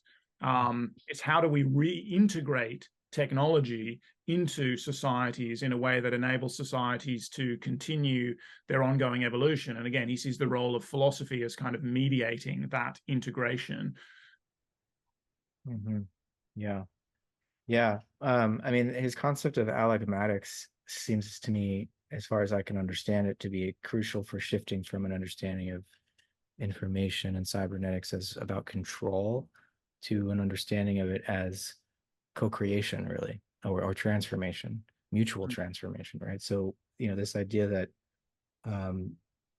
information is, he says, it's not produced ex nihilo, but by successive stages of conversion of operation into structure and of structure back into operation. And so this is the whole tool trait thing, I think, again. You know, we're trying to think recursively, and maybe this is what second order cybernetics is trying to point out, that we're always a part of the system, the information processing system. We can't be outside of it imagining we could control it. The system we think we're controlling is also informing us, and we're being transformed as we inform it. So, you know, as we imagine that we're the process, we're the designers of this the system outside of us, it's redesigning us at the same time. And so to recognize that recursivity puts us in a very different situation in regards to technology, where, you know, we have a model now where we invent new technologies in the context of a market economy, where we have this idea that there are inventors, engineers, corporations that pay them very well to create products. And we imagine that we're in the driver's seat of the invention of new technologies, when really technology, as we've been saying, precedes the lineage of these technical objects, precedes us, our species. And to the extent that we are self-reflexive, conscious human beings, I would hope we would be capable of becoming aware of the process of technological evolution that we are participants in. And we're never going to be able to steer it as if from the outside. So the cybernetician is not ever going to be in the driver's seat fully, right? But we can enter into I don't know, maybe a more poetic relationship, where we recognize how we're always making each other, and we're making our machines, and our machines are making us, remaking us in turn. And begin this, it's like it requires a deeper sensitivity to that recursive process of mutual transformation. But I mean, is this what Alagmatics in a Simondon sense is trying to get across, this inability to separate really what's tool and what's operation, transforming operation, and to just, you know, accept that we're always going to be in this co-creative situation, so that control is never final?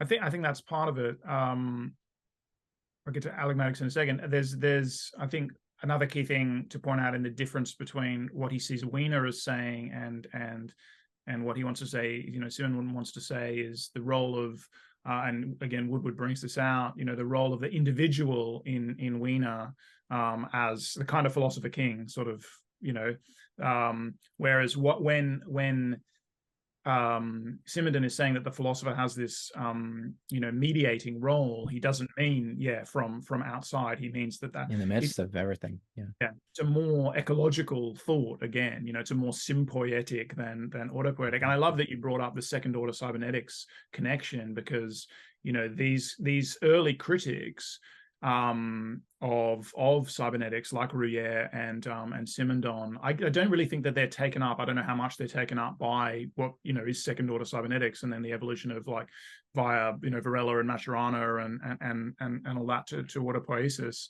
but they're already reflecting on cybernetics in a way that is consistent, as you're saying, with the goals of second order cybernetics, like to think of the observer, the designer, etc., as itself always bound up in, and itself as a cybernetic system, cybernetics of cybernetics, all of that.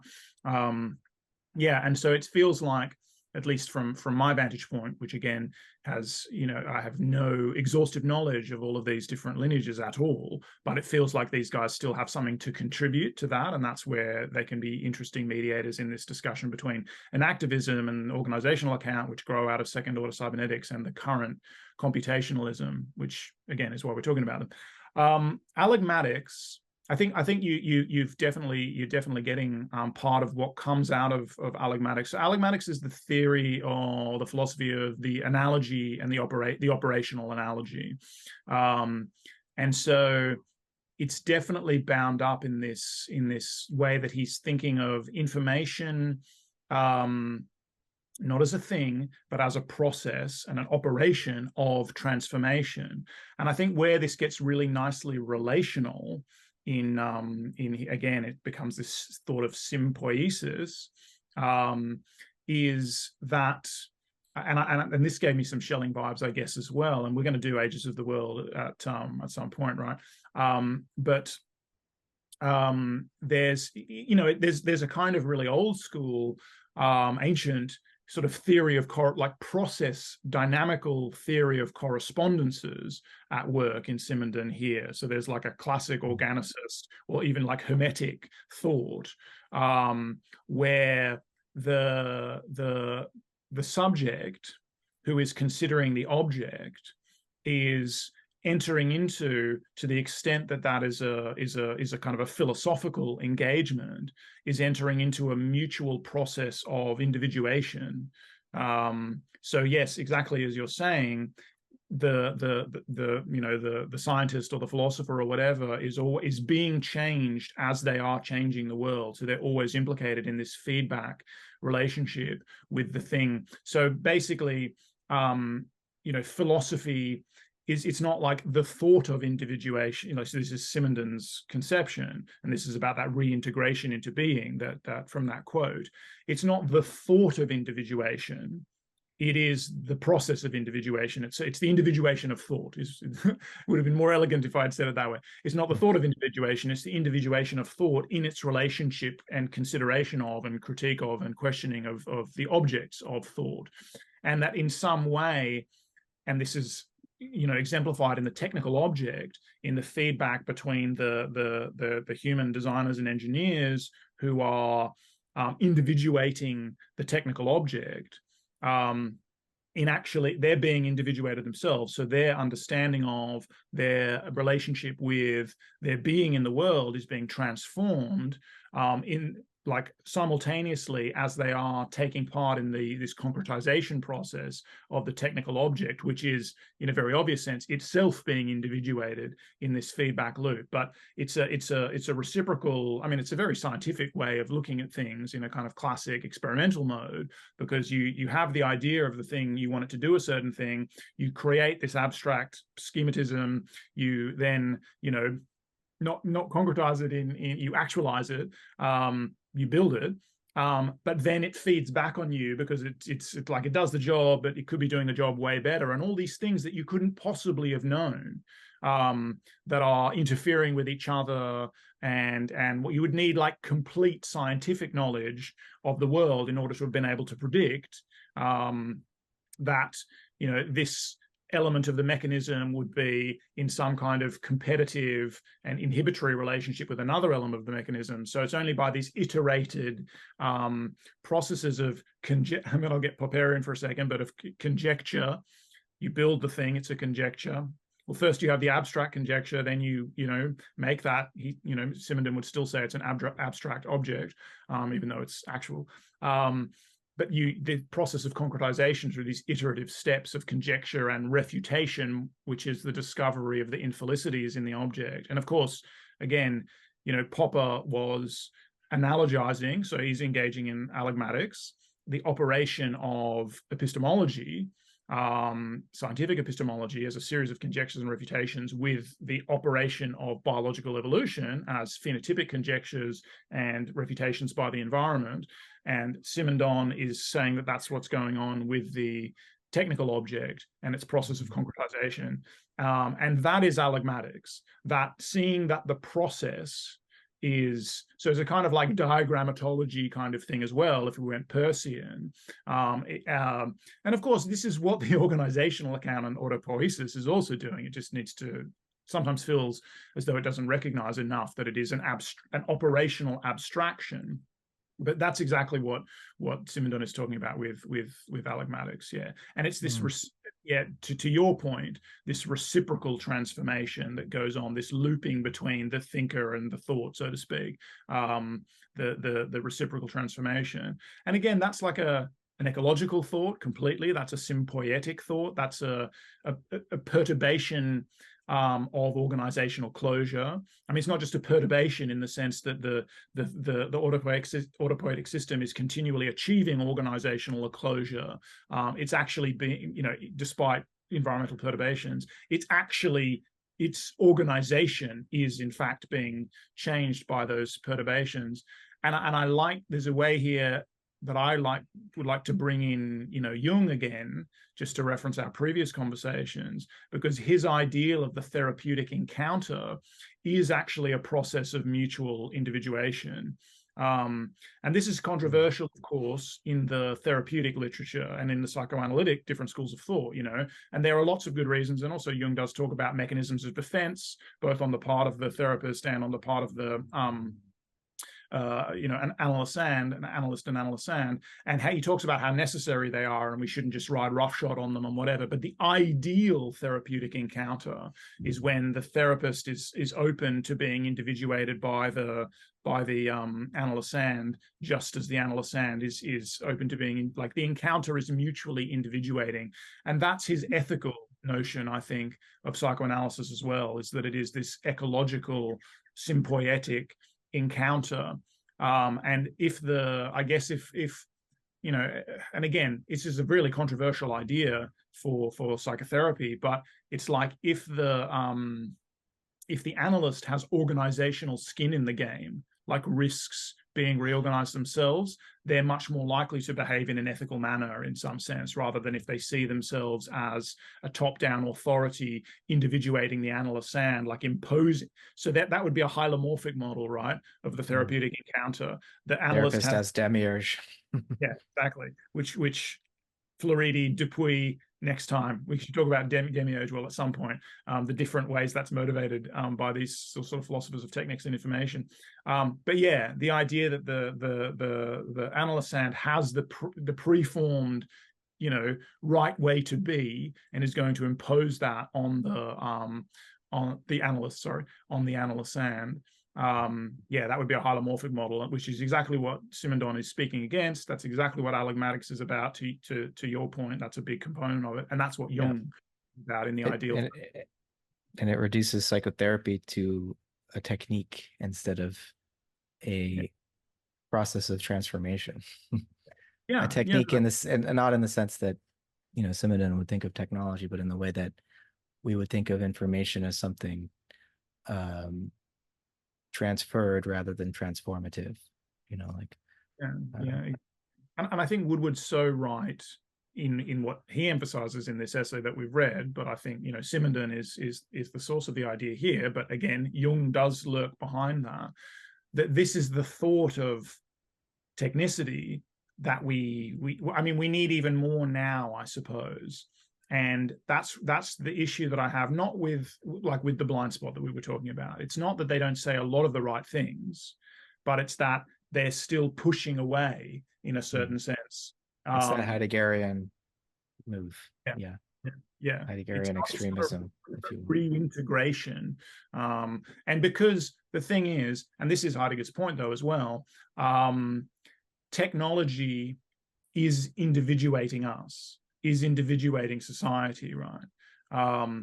But it's kind of only through entering into that relationship that we're going to not steer it from without, but we're going to be part of that process.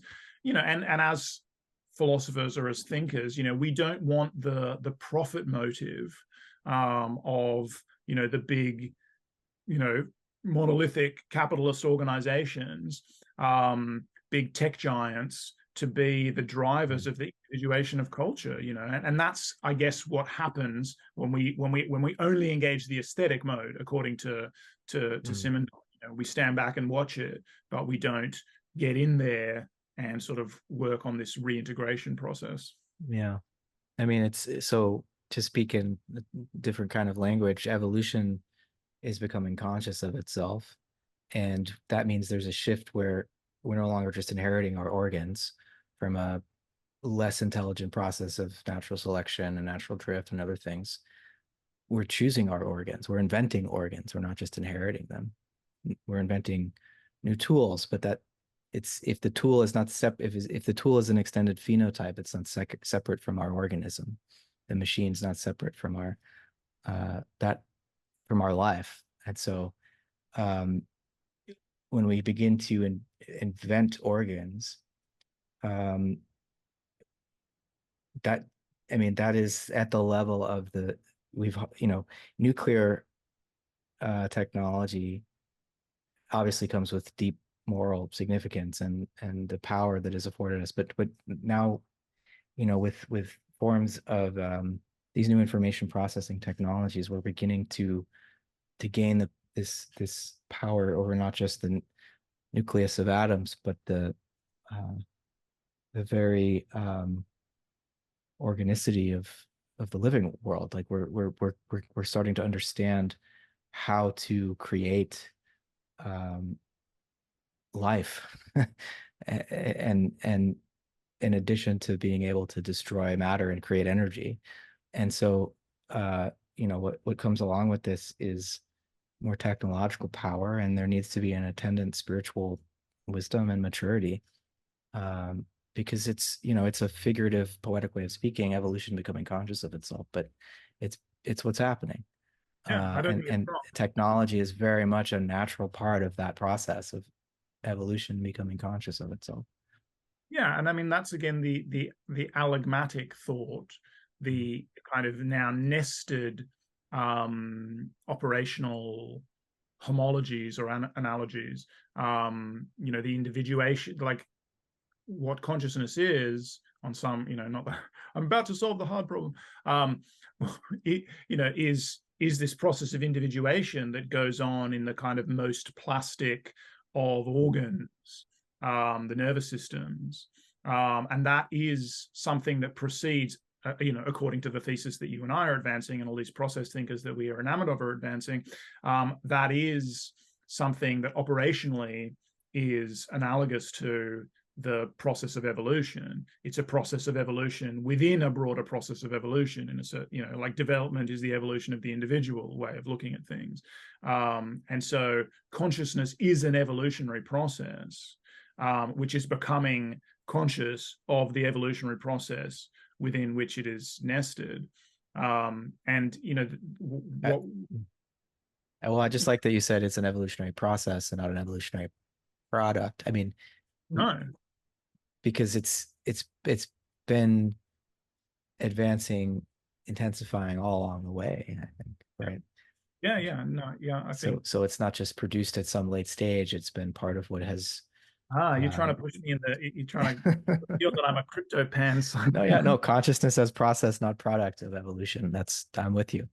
Yeah, no, but I of course agree with that, and one of the reasons why I'm keen to differentiate Whiteheadian, panprehensionism from panpsychism is because panpsychism in the Gothian, whatever, Strawsonian tradition is treating consciousness as a product. And I'm saying that, I mean, so I will go with Rouillère. So Rouillère active formation is consciousness for Rouillère, right? So Rouillère is a kind of quasi-panpsychist in this sense. I'm not saying that that's the best way of using that term, but consciousness is, if you want, an intensification or a manifestation of a lived experiential process of active formation. And so I'm obviously, all these process theorists are, and we don't have to talk about different vitalists. Exactly. They're all vitalists. And we should be okay with that. And there are aspects of vitalism that we don't want to endorse, maybe, blah, blah, blah. But these are all vitalists, right? Peirce is a vitalist in this sense. Matter is a fet mind. He is also talking about, thinking the thought of active formation as what is life with a capital L, or mind, indeed, well, really in Peirce's sense, with a capital L. Again, there are reasons I don't want to embrace all of the terminology for the contemporary, discourse. But of course, I like to bring vitalism and animism in, and they're not the same, but they have a big overlap, of course, as a way of problematizing the panpsychist discourse. But I'm really saying what we want to be concentrating on is this, process of active formation that's at the heart of things, and that experience itself, and so consciousness in that sense can be, again, I know Whitehead uses the term in a different way, but because the process of actualization is experience for Whitehead, but that can be a red herring in some way, right? And in a way, like, because I want to distance myself from like the Thomas Nagel what it's like to be tradition and all that as well, which leads to the contemporary hard problem and contemporary panpsychism. Like, subjectivity in that sense is you're always going to end up with some kind of projective transcendental illusion when you think about it in that lineage of thought. Last thing I'll say on the organ side of things, what you were saying about, and we talked again about, technology as a kind of externalization of certain organic, organ, functions of organs. It's ironic, again, and I brought this up last week, that the blind spot authors draw on Georges Canguilhem, a noted vitalist, for, he called himself like a vital rationalist or whatever. But they draw on the normal and the pathological in making a distinction between, the merely physicochemical and the organic, or the living, or the machine and life. There's no pathology in machines. And of course, there's an important thing there to discuss, and we've been talking about it, like any function, any purpose that a machine might not fulfill properly was put in there by the living system that designed it. But we should really note that in his essay, Machine and Organism, as opposed to the normal and pathological, but he's going through the same themes. And these are great essays for us to read and discuss, I think. But he coins the term general organology. And what is a general organology? A general organology is exactly speaking to the desideratum of Simondon in this conversation and everything, which is, it's a way of studying organization which transcends the boundary between machine and organism. So both living systems and the technical objects that are internal to living systems are within the domain of a general organology for Canguilhem. So he is saying there are differences, and again, the differences are in terms of genesis between machines and organisms, and that's a big part of what the essay is about. But a general organology is about, integrating as well as pointing up the genuine differences between these. Yeah. Well, I think we need to wrap it up. I got to get some rice boiling, make myself some stir fry. But this was really generative, and I feel like there's more in the Floridi chapters that we could talk about, but I'm also eager to get to Schelling. We might have to take a break. We might have to take a break next week. I got to get on top of a few things, but maybe given that and given Ages of the World is slightly longer, we could do that in a fortnight or so. Perfect. Yeah, let's do that. the thing, just as a flag to plant for when we do come back to Floridi, and even, you know, we could just come back to these first two chapters because we barely touched on them really, is that where I was going in that discussion, like within the same paragraph where he quite, you know, spuriously, as we claim, says that, you know, we, as far as we know, we're the only semantic engines in the universe or whatever.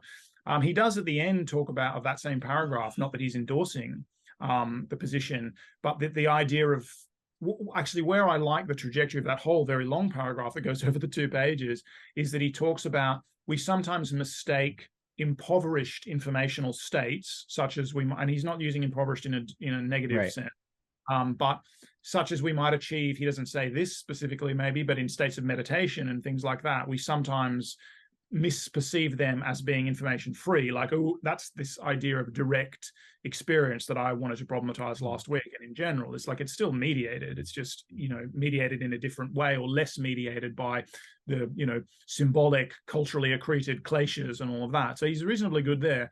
But then as he ends the paragraph, he says that the existence of proto-semantic information as a kind of generic category, that like syntax might contain the seeds of semantics,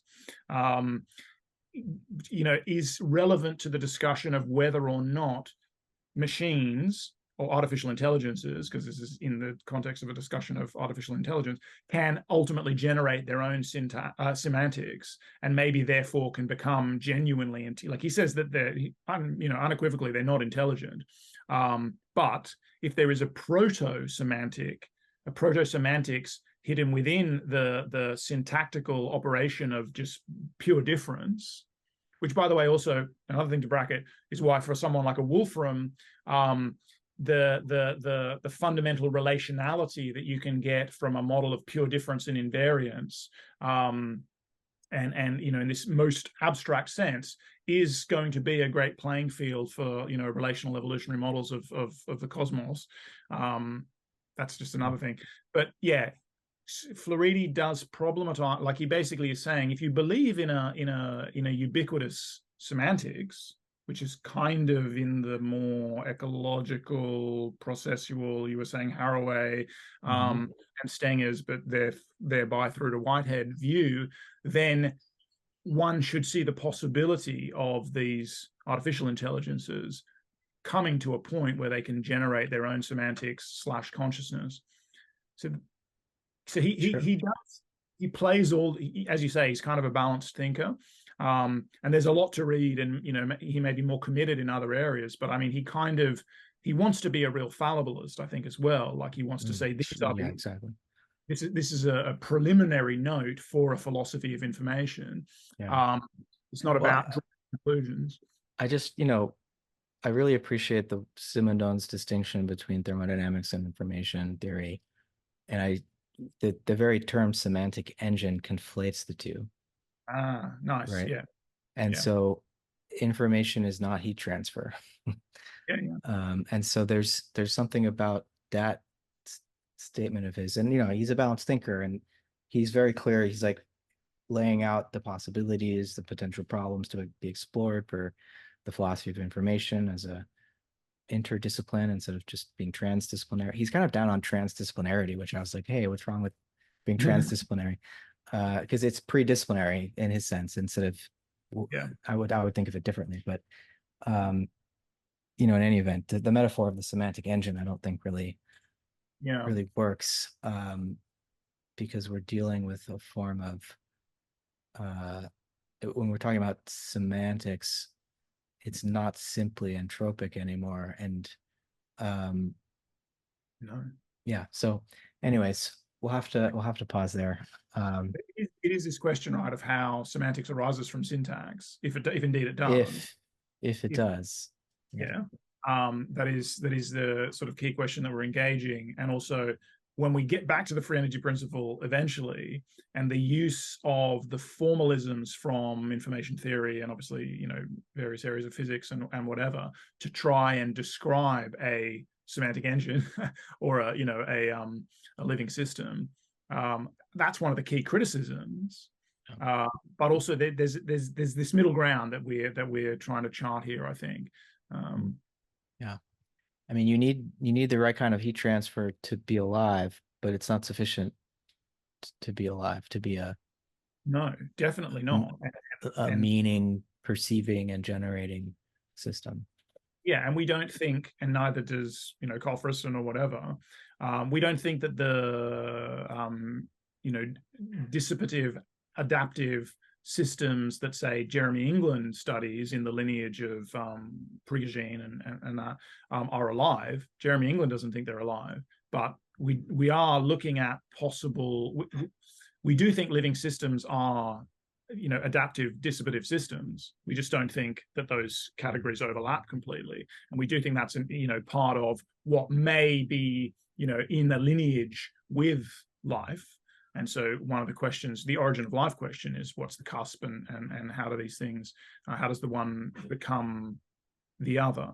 But there's definitely more to it going on than that, and that's also where we want to problematize the organizational account.